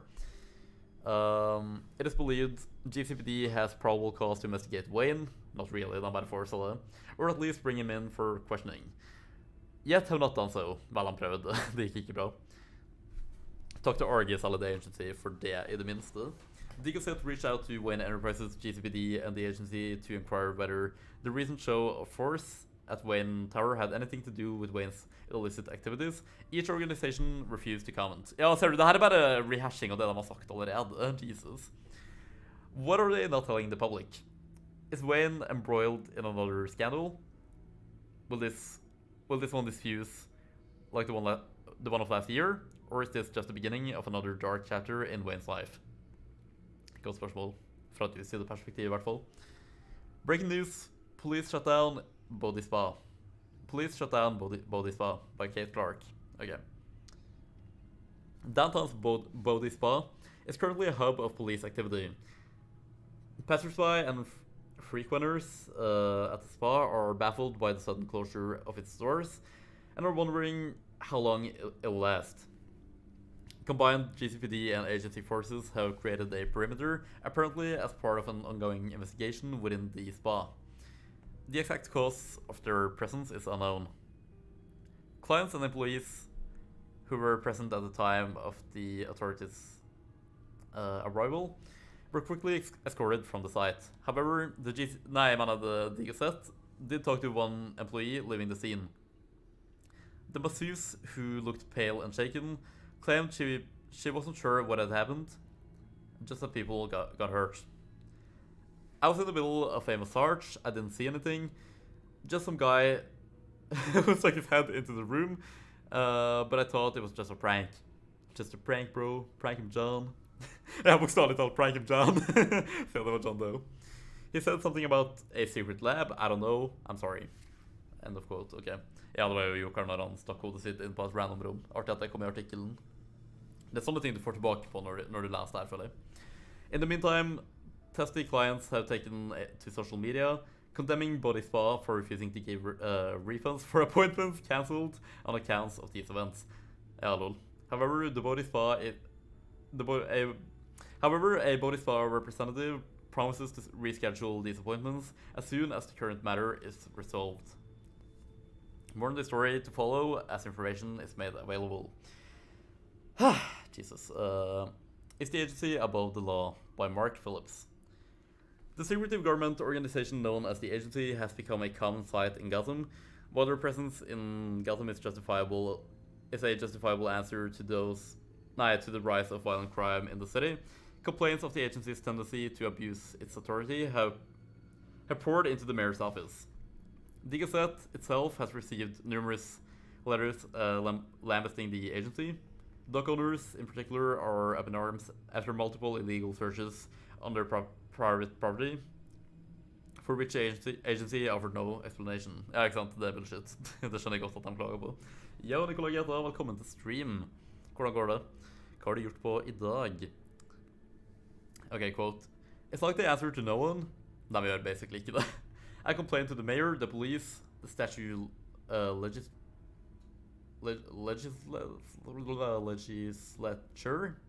legislature, I guess. Det ordet har jeg ikke brukt veldig masse, altså. I even threatened lawsuits. Ja, hallo, like det. But even the lawyers I contacted wanted nothing to do with these people. It's unbelievable. Now Gothamites have a new reason to question the agency's methods. Apparently, in connection to the current investigation at the Body Spa, the agency is closely monitoring travel in and out of the city. Ja, det jo også søs. Masse søs med dem. Public officials are encouraging citizens to cooperate with the agency's demands.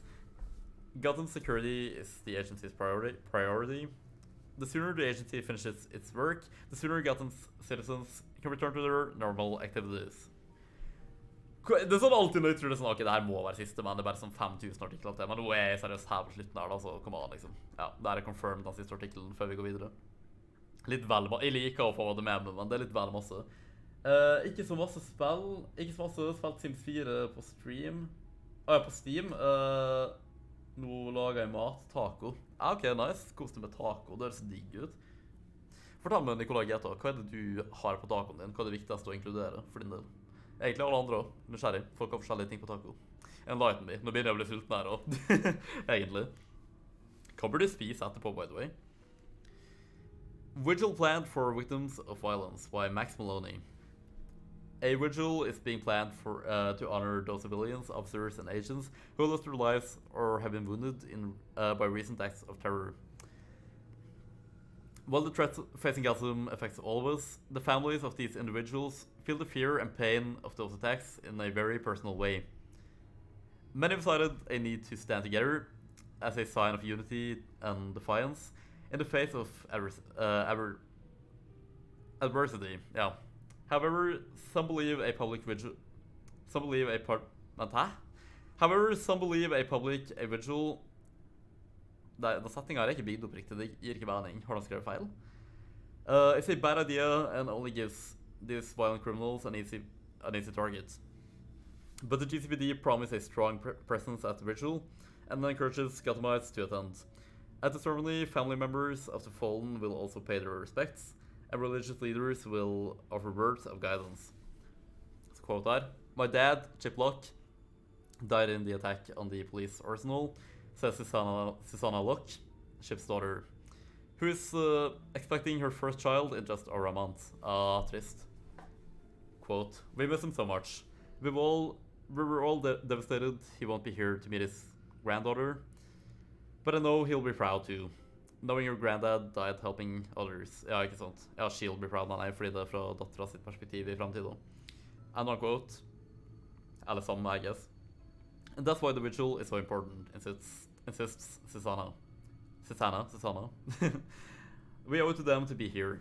Ok, da var jeg endelig ferdig med alle artiklene her. Dang, det var en god del, men oh well. Så vi lotes her. Megavirus. Only one Kjøttdeig og lørken og nacho. Mener du løk, kanskje? Men ok, jeg sier. Har dere prøvd vegetarsjøttdeig på taco, folkens? Sist jeg var med henne I data, for at hun jo vegetarianer, så lagde da brukte vi bare vegetarsjøttdeig, og jeg honestly glemte at det var liksom ikke ekte kjøttdeig sånn en liten stund inn I å spise det. Det var I hvert fall ikke ille I det hele tatt. Jeg må nok å spise vegetarting så lenge det godt, liksom, egentlig. Jeg ikke vegetarianer selv da, men jeg mener om det godt, så why not? Noen ganger I hvert fall. Jeg kan godt gjøre det når det med henne I hvert fall, I det minste. It causes irreparable damage to the subject's brain chemistry. It drives you insane. Ja, alright. Alright, Nikolai Geta. I wasn't always like this. All of these people, all of them trying to kill each other for something that will make them as deranged as he was in the end. We all should know by now that miracles come with a cost. Lotus is nothing more than poison. Harley's already insane, Alfred. Frisk noe som energidrikk, men jeg tror ikke jeg skal. Det litt vel sent på en søndagskveld. Skal på jobb I morgen.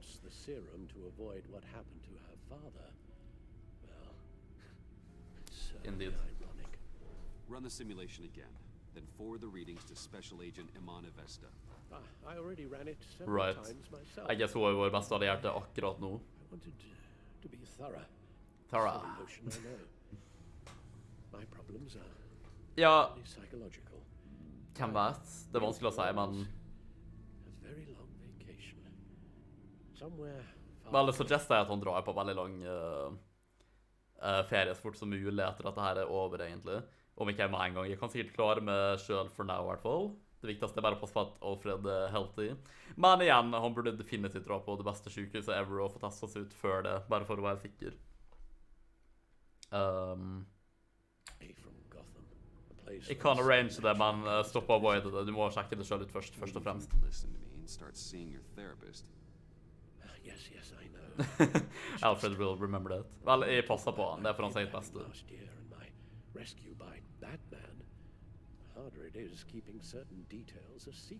Det sant. Vel, jeg tenkte mer på en doktor som er liksom å fysisk sjekke ut kroppen også, et cetera. Ikke, ja. I don't know. Ok. Hun bare sjekket ut sånn mega kjapt da, innen et minutt eller to. I guess hun flink på jobben sin. Indeed. Ok. Kan vi være Batman snart? Det er så lenge siden vi faktisk har vært Batman. Just hold on. Let me find a way to help. You've got to be around in case John finds Harley. And this needs to be done quickly. I mean, I guess, bare være forsiktig I så fall da. Let Waller turn the agency back into something like Sanctus, Bruce. Vel, det er bra å vite I hvert fall. Jeg føler at hun kanskje kommer til å dø, I don't know. Jeg håper ikke det. Jeg begynner å faktisk like henne der. Agent OS da. Alfred bare har tried det som ser da, bare. Ja, stakkars. Stakkars Alfred. Men seriøst, han var faktisk på legen, og så skal jeg arrange den lange ferien han ba om. Sorry, Albert. We can't risk you falling. Nei, bli sittende, vær så snill. Jeg vil egentlig bedt noen om å passe på det. Ja, I hvert fall kan ikke vi sende Tiffany ned til Batcaven nå som hun vet uansett. Så kan hun være med, Alfred. Kom her, bro. I'm afraid that's all we do. Worry the ones closest to us. Ja, I suppose. Jeg hadde noen følelse av at kameraet vi skulle skru av, og så gjorde det noe nettopp. Eller meg også. I og med et lite, aldri så lite øyeblikk, folkens.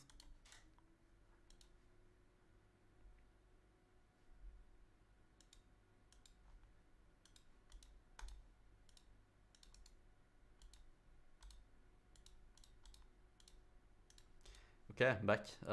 Greit.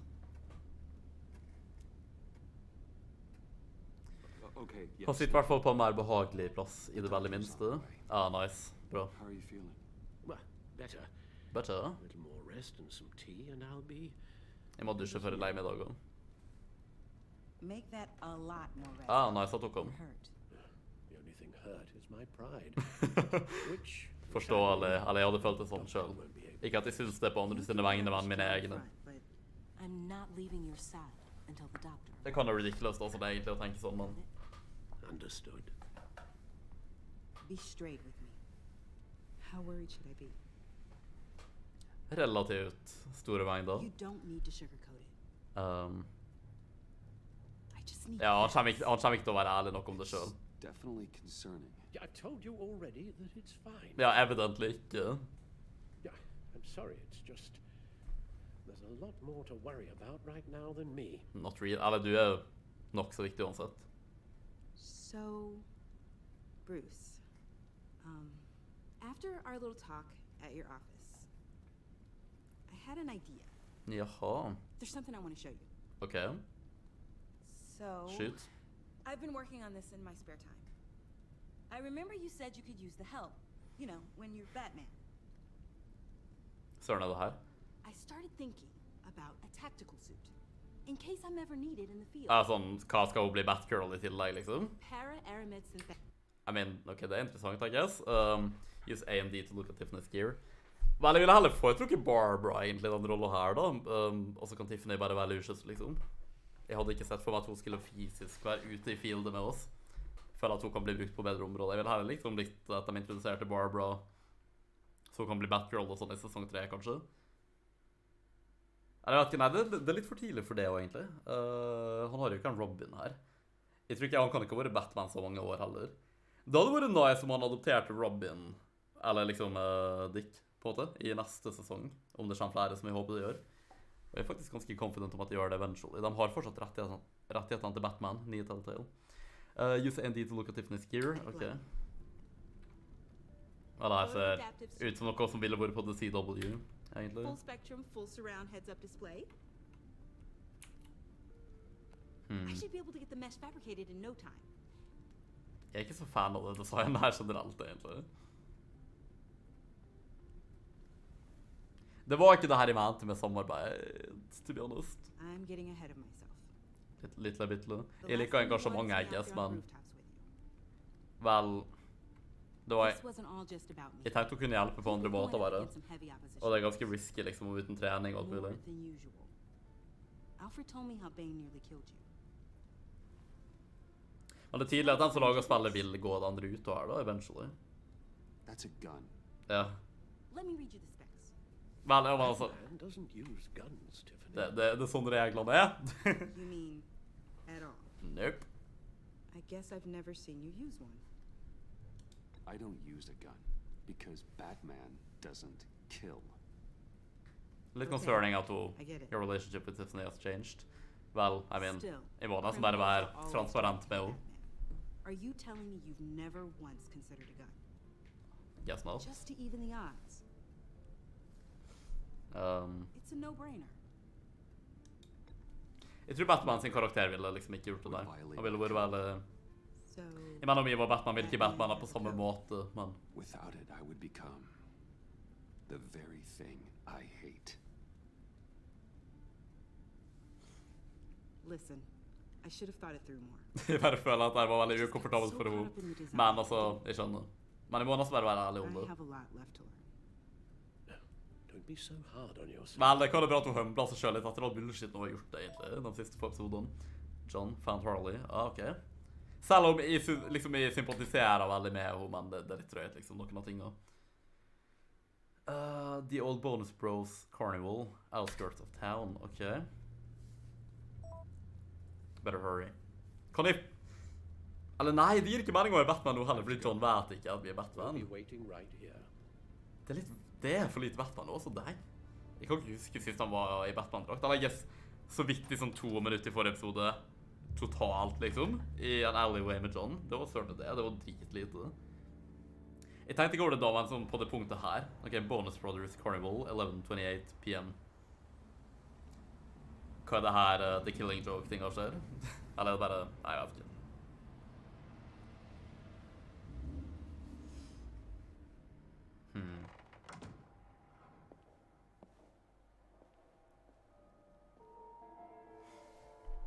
John? Vi får aldri bruke Bat-drakta igjen, får vi. Jeg vet ikke hvorfor de unngår det så helsikes masse sånn damn. Begynner å bli litt drøyt.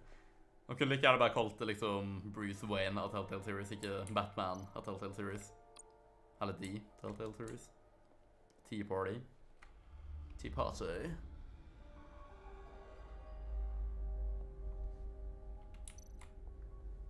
Jack in the Box, ok.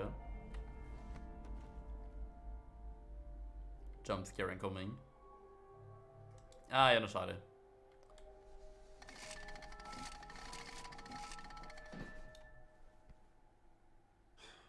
Og så blir vi knokka ut da.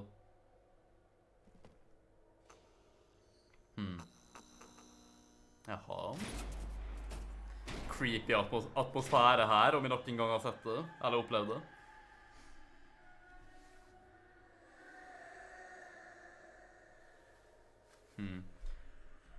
Ok. Nei, men da så. Test of strength. Sure. Test your might. Ja, jeg klarer ikke å drive meg selv. Det er alltid artig å interacte med sånne ting.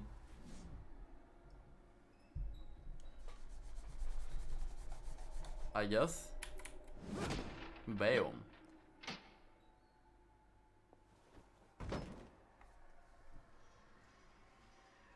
Ja, virkelig kul. Er det med så feil, eller bare er ikke Bruce like sterk som han burde være?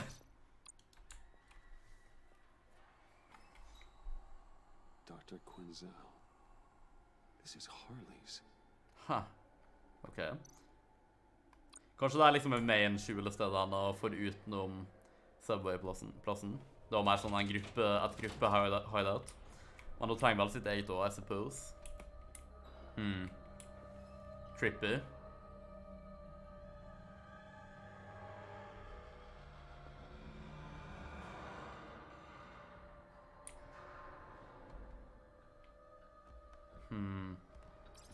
Well damn.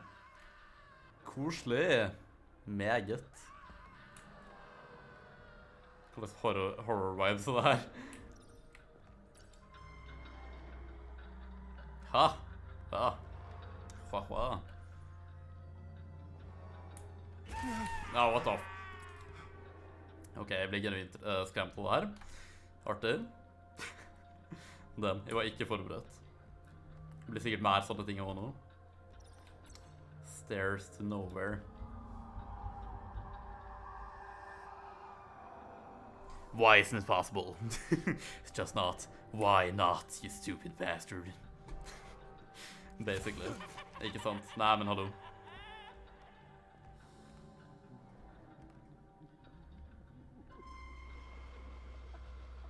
Hører jokeren? Og jeg digger at vi skal gå gjennom sånne ting på ekte. Det er så trippy og artig.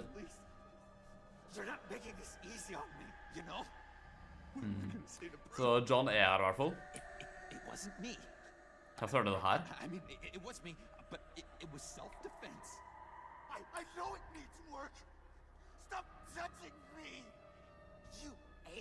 Jeg vil kanskje se hva han sier videre.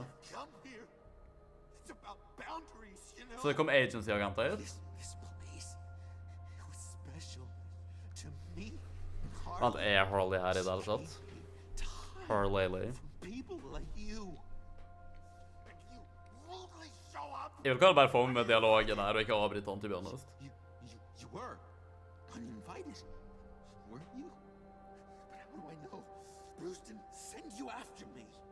Oi. Det gir oss mer insight på hva vi skal si til han nå egentlig. Bare høre hva han tenker.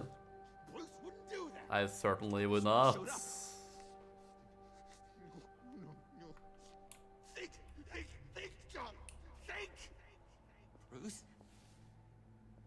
Jeg føler det var et appropriate tidspunkt.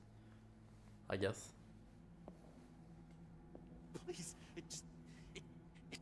Så han bare drepte fullt av dem? Great. What have you done, John? Man freaka jo helt ut der. Ro det ned. Is Harley here? Typisk. Så mystisk hun skal være denne episoden her da. Hver gang vi kjente en plass der hun kanskje er, så bare forsvinner hun rett før.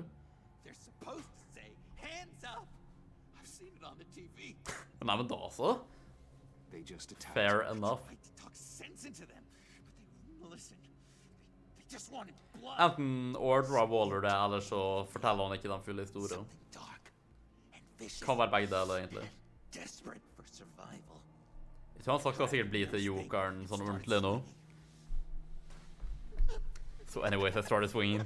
You think this is funny? I'm sorry. I always laugh when I'm nervous.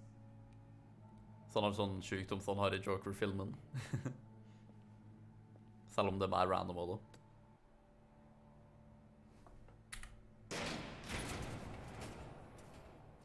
Random ting å gjøre, men...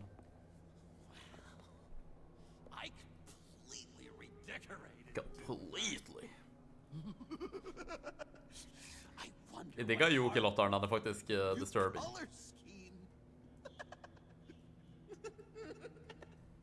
Eller delvis. Når han blir så mørk, jeg liker den. Til den versjonen her. Av Jokeren. Joker-mannen. Hit him with it. This woman has a gunshot wound. Yeah, right. Der er det ikke jo.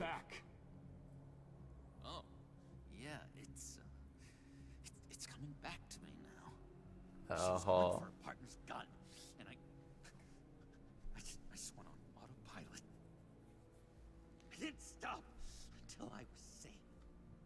I've just Bare vær ærlig om hva som skjedde. Jeg mener, jeg dømmer det ganske hardt allerede, din psycho. You can be straight with me, John.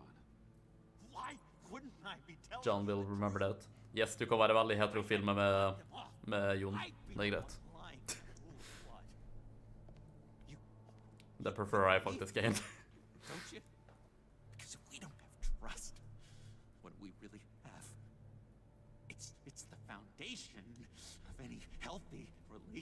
Jeg mener ja, men... John, there's more to the story than you're letting on. Jeg sa vel at du kan fortelle mer, selv om du har fortalt det delvis. Han er så aggressiv i det siste. Idiot for expecting that, aren't I? What do you mean? Whatever this is between us, it's off balance. The goodwill only flows one way, and it isn't towards me. You've made that very clear by now. Jeg mener, kom an. It is off balance, but not the way you're saying. You are the ones surrounded by corpses. I mean, det var så hørt litt i så drept alle de folka her.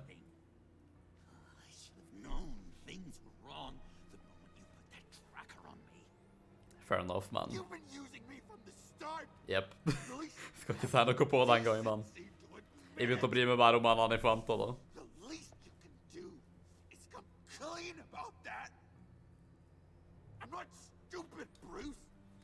På det punktet her.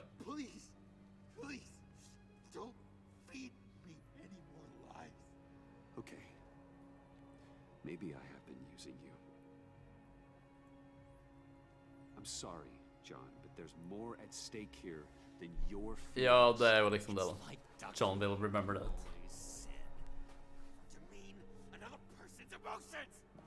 Er det noe han faktisk snapper helt? Jeg vil kanskje ikke skade han, altså han virkelig burde sikkert. Men jeg mener han har ikke blitt liksom joker ennå, så bare for at jeg vet hva han blir, så... You can fight better than that. What do you need your bat suit to really get you in the... Vent, vet han? What? What? You forget I know you, Bruce.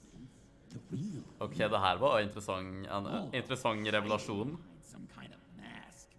Playboy, businessman, criminal. Ok. The hell? Bat. Er ikke det litt store implications at han vet det?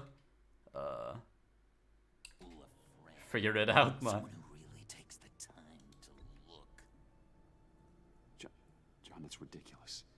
I'm the furthest thing from Batman there is. No, you don't have John will remember that. mask on anymore, Bruce.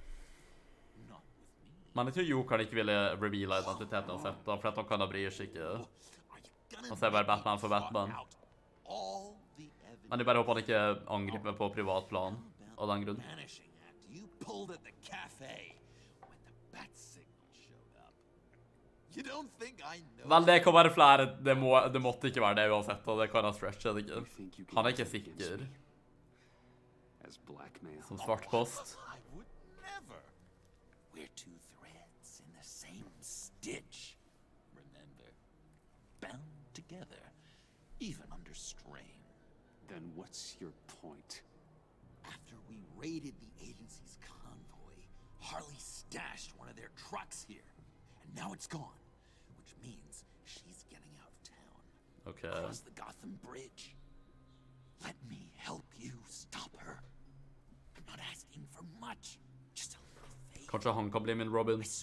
Batman er voicecracker. Self-defense. Og folk har sett How It Should Have Ended av Joker. You do believe me, don't you?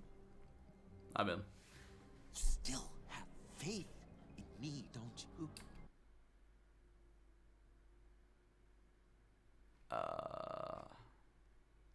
Nei, kan jeg tenke på selvfølgelig, skal ikke stole på han. Your old buddy John?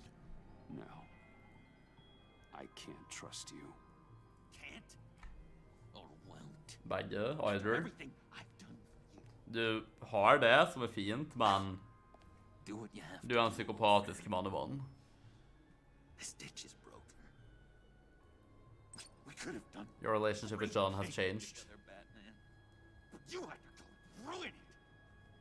Hardly warned me about you. And now she needs my help. She was right. I belong at her side.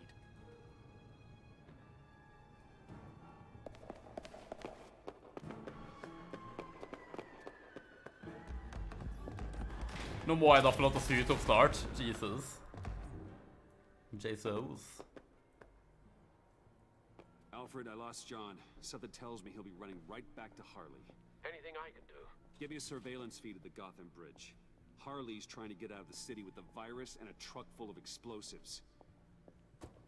I'll need to suit up to stop her. Endelig. Damn.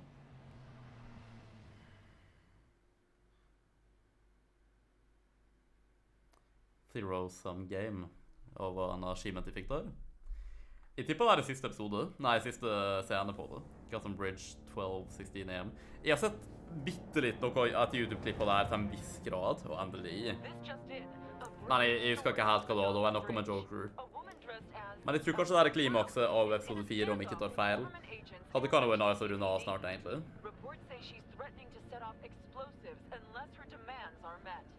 Jeg tror det blir i hvert fall en del dager til, eller et par andre streams før vi tar finalen av det spillet her, men...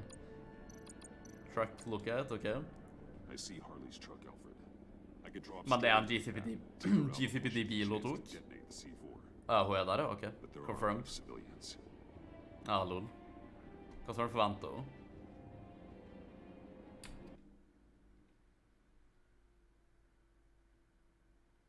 Jeg mener, la oss gå Arkham-style, det ville jeg gjort der i bare Russia, på det.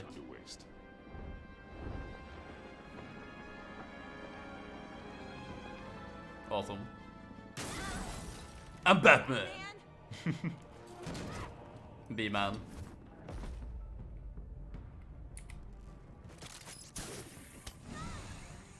Nice, endelig! Velkommen tilbake, Feminito. Jeg tror vi er på klimakset, om jeg ikke tar feil. Var det judo-trening du var på, Feminito? I got a virus in my pocket and C4 in the truck. This is a dead man's switch. My finger comes off it like if I'm shot or something. Everything goes boom.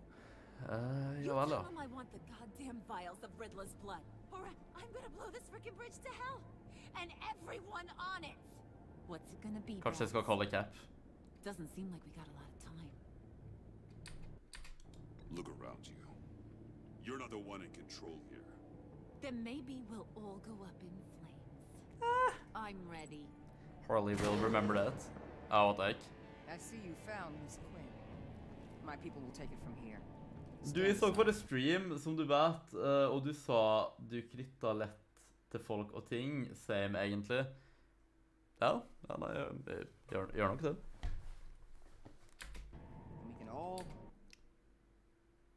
Jeg føler egentlig det er rart at ikke flere folk gjør det på det nivået på det. Jeg vet ikke. Ikke at det er en fasit på hvordan man burde være.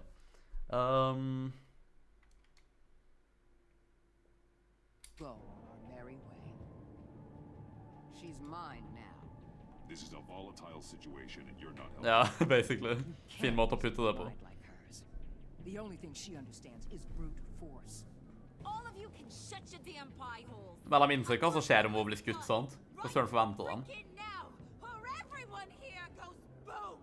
Boom, boom, boom. Finner ut å si, nei, det var treningssenter, judo på tirsdag og torsdag.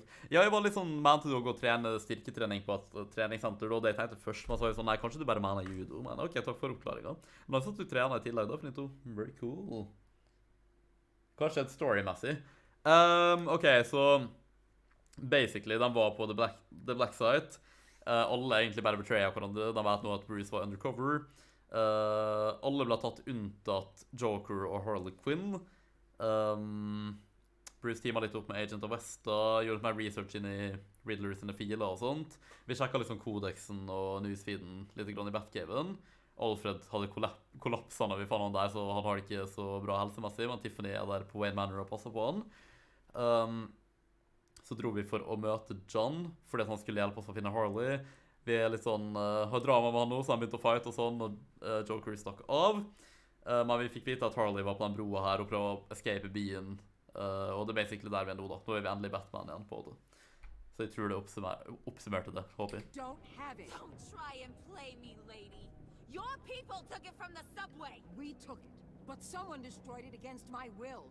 Someone Ja, sikkert av West da. Ikke reveal hvem det er da, med det blikket. Du er velkommen, Finito. Det er noe sånn at folk er catchet på historier og skjønner hva som skjer, liksom.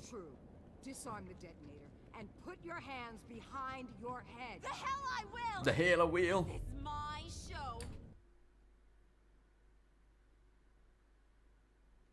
Altså, hun kommer jo bare, detonasjonstingen er det viktigste jeg tenker da, by far. Jeg håper ikke den er teipet fast jo, men jeg vet ikke om blir den. Jeg bare prøver, vi ser hva som skjer.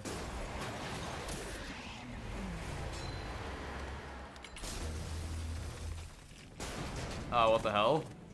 Skjer her da? Gå søren. Jeg guess så Joker sine bomber, C4 og sånt. Han begynner... Ja, og John begynner virkelig å bli mer til Jokeren som vi kjenner han. Sagt det var sikkert der. Jeg gleder meg til å se hvordan han ender opp å bli.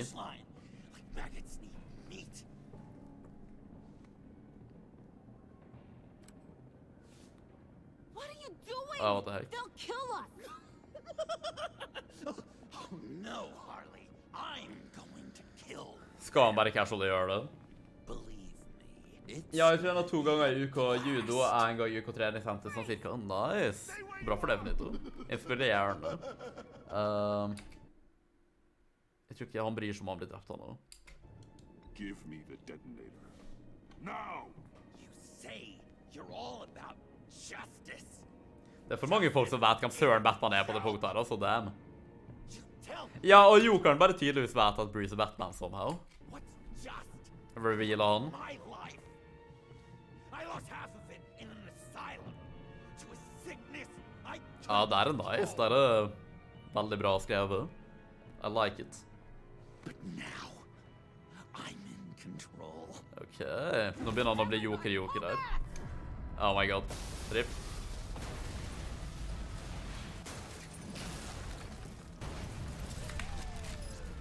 Nei, jeg måtte reagere heller sikkert fort, altså. Jeg bare trykte på noe. Heller politifolk enn agency-folka, fordi de er ganske korrupt, etc. Men jeg vil redde dem også. Sikkert masse uskyldige folk der også. Ja.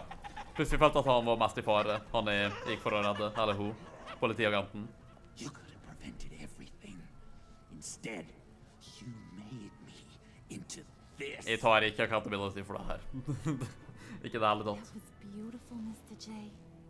Ja, det. You do great things. Nå begynner det.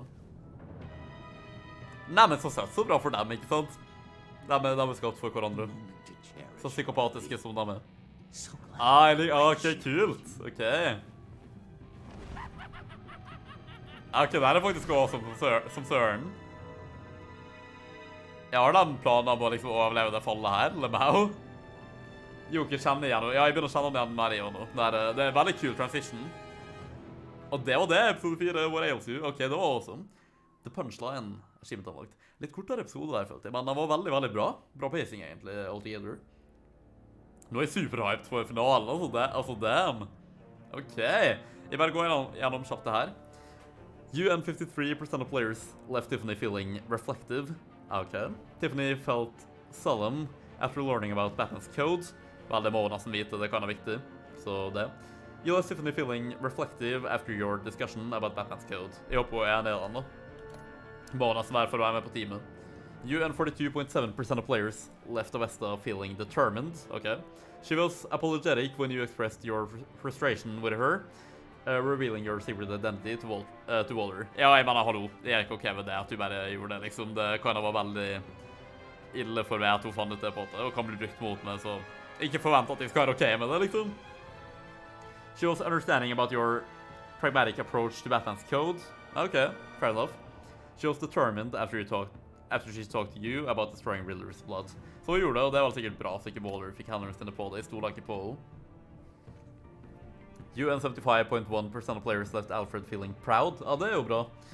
Alfred was reluctant when you addressed his illness. Vel, Lola må nesten være deal med det da, det kan være big deal. You left him feeling resigned when you mentioned he needed to see a doctor. Vel, jeg skal definitivt fikse en lang og god ferie, og etter at alt her er over, eller til og med nå, fordi at jeg tror vi kan klare oss uten han at the moment.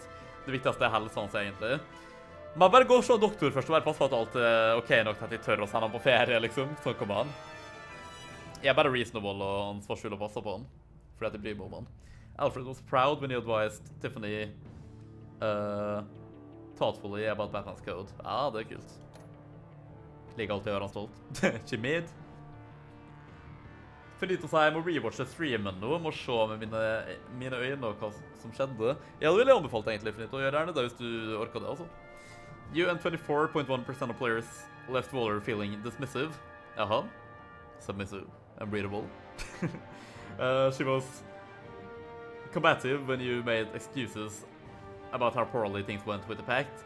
Vel, jeg følte at det var sånn fair kritisisme mot henne, i hvert fall om hun skulle være sånn mot meg først, så lol.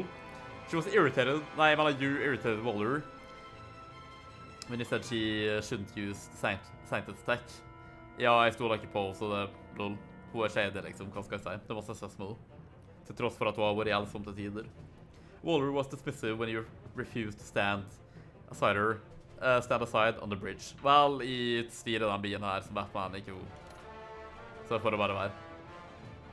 Frito har 2224 appelsiner.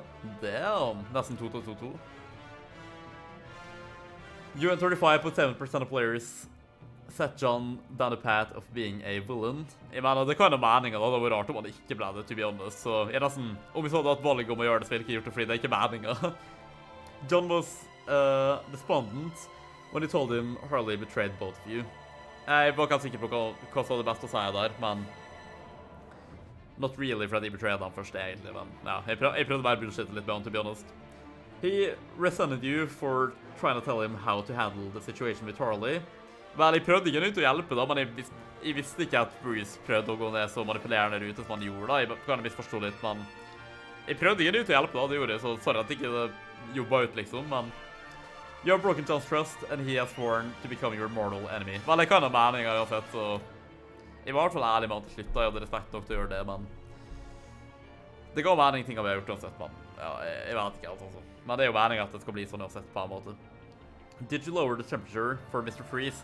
You and 94.7% of players showed Mr. Freeze compassion by lowering the temperature, I guess. Ja, de aller fleste gjorde det. Altså, det er jo sikkert nok fordi, liksom, compassion, ser ikke hvorfor ikke hvilke land blir pina og dø uansett, liksom, hvem man er. Og det her kan kanskje hjelpe oss senere og down the road uansett, da. Så jeg tror det kanskje, jeg tror det bare er lurt, altså. Elsker kameraet mitt, til et lite øyeblikk.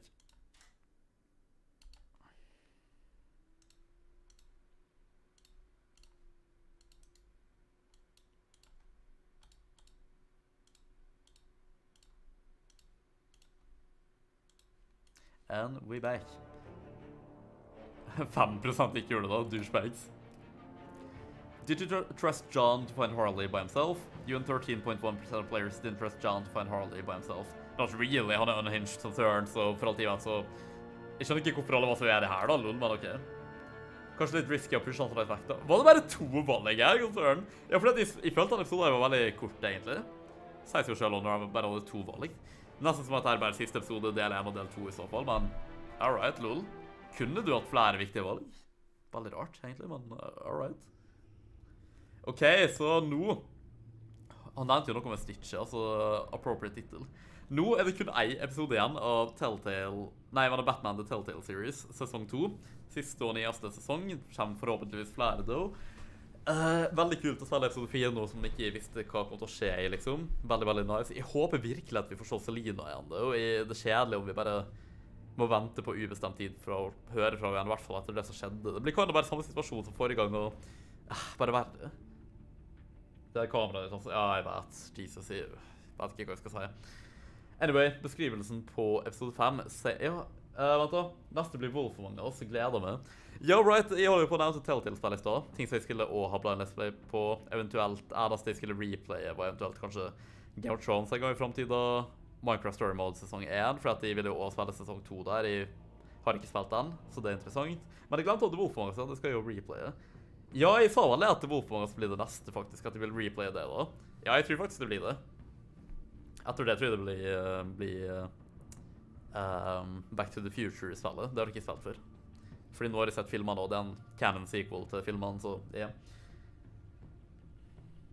Can the real Slim Shady please stand up? Please stand up? Please stand up? For some reason. Jeg fikk ikke med meg konteksten til det, bare ja. Ok, men ja, det er jo siste episode av Batman først, of course. La oss se på beskrivelsen. Episode 5, same Stitch. The looming threat on Gotham reaches its boiling point, forcing Bruce to decide how far he is willing to go to protect his city from a force that threatens to bring it to its knees. Ok, kinda vague, men samtidig ikke. Liker bildet der. Jeg tror det blir veldig, veldig kult. Jeg vet ikke, hva synes dere er best av sesong 1 og 2 thus far? Jeg tror egentlig faktisk sesong 2 på det punktet her, men sesong 1 hadde sine bra øyeblikk også da. Jeg følte sesong 1 var en bedre Batman-historie. Vi har vært litt for masse Bruce her, jævla lite Batman. Jeg forlanger å være Batman dritmasse i siste episode, så damn. For litt å si, og jeg har spilt det selv noe nylig, The Wolf Among Us. Jeg sa det fordi du sa hun dama var shady. Ja, sånn, ja, ok. Ja, jeg håper ikke det blir kjedelig å se The Wolf Among Us snart fra meg, siden du har spilt det nylig selv, men det er jo kanskje interessant for å se hva slags valg jeg tar i forhold til det og sånne ting da. Fordi folk kan jo få forskjellige historier, så jeg vet ikke. Jeg gleder meg i hvert fall, så jeg håper du vil slå på uansett, og alle andre. Anyway, jeg tror bare jeg avsluttet der egentlig. Nå har jeg streamet hele helga. Jeg føler at jeg har gjort for lite streams tidligere i uka. Men ja, jeg får jo besøk av henne i morgen, og så skal jeg med henne og familien og sånt på 17. mai. Så det blir ikke stream igjen for tidligst onsdag, tenker jeg. Og da blir det, jeg tror egentlig jeg leder meg litt mot Skyrim, faktisk. Så jeg tror fremover det blir i hvert fall en Skyrim-stream, det blir sikkert mer Uncharted. Det er jo ganske kort, altså vi får nok rundt av det i veldig nær fremtid. Og etter Uncharted så tar jeg bare Star Wars Jedi Fallen Order. Jeg gleder meg sånn til å spille det. Superhyped, jeg vil bare virkelig spille det nå snart. Noe av det jeg har sett mest frem til på lenge, så etter Uncharted blir det det i hvert fall. Men jeg tror i hvert fall det blir sikkert 2 streams, i hvert fall før vi runder Batman da. Og etter Batman på Telltale-slotten blir det Wolf for mange av oss, som vi nettopp snakket om. Ja, jeg skjønte å se det. Nice for de to. For du møtte familien. Ja, jeg skulle egentlig bare være med henne, men så hun har vært og besøkt søstre og litt sånn familie og sånt i helga. Og så ble jeg plutselig spurt sånn, fordi vi ble invitert hit da, og så ble jeg spurt om vi ville møte familien og sånt liksom. Søstra sin familie, og så tror jeg broren og dama skal være der og sånt, og så... ja, det er egentlig superkoselig å bli invitert da. Jeg ser veldig frem til det, egentlig. Og jeg er veldig glad for at jeg på en måte blir invitert til det allerede nå, på en måte, så jeg tror det blir veldig bra. Litt nervøs da, for jeg har ikke møtt dem før, men det går sikkert fint, så ja, jeg skal tydeligvis gjøre det på 17. mai i år, så det blir, jeg ser frem til det. Det blir koselig. Det blir gøy, Seifinito. Ja, det blir nok det. Litt nervøs, men jeg mener, det er vel vanlig å være det, I guess. Det går sikkert fint, det gjør sikkert det. Men, da sagt jeg, tusen takk for at dere så på. Trykk abonner, bli med Winther Armeen i dag. Så sagt jeg neste stream eller video. Skikkelig into det spillet her akkurat nå, så jeg gleder meg til å runde det. Så gjør nok det innen en ukes tid eller noe i den duren. Anyway, da sagt jeg, ha det bra.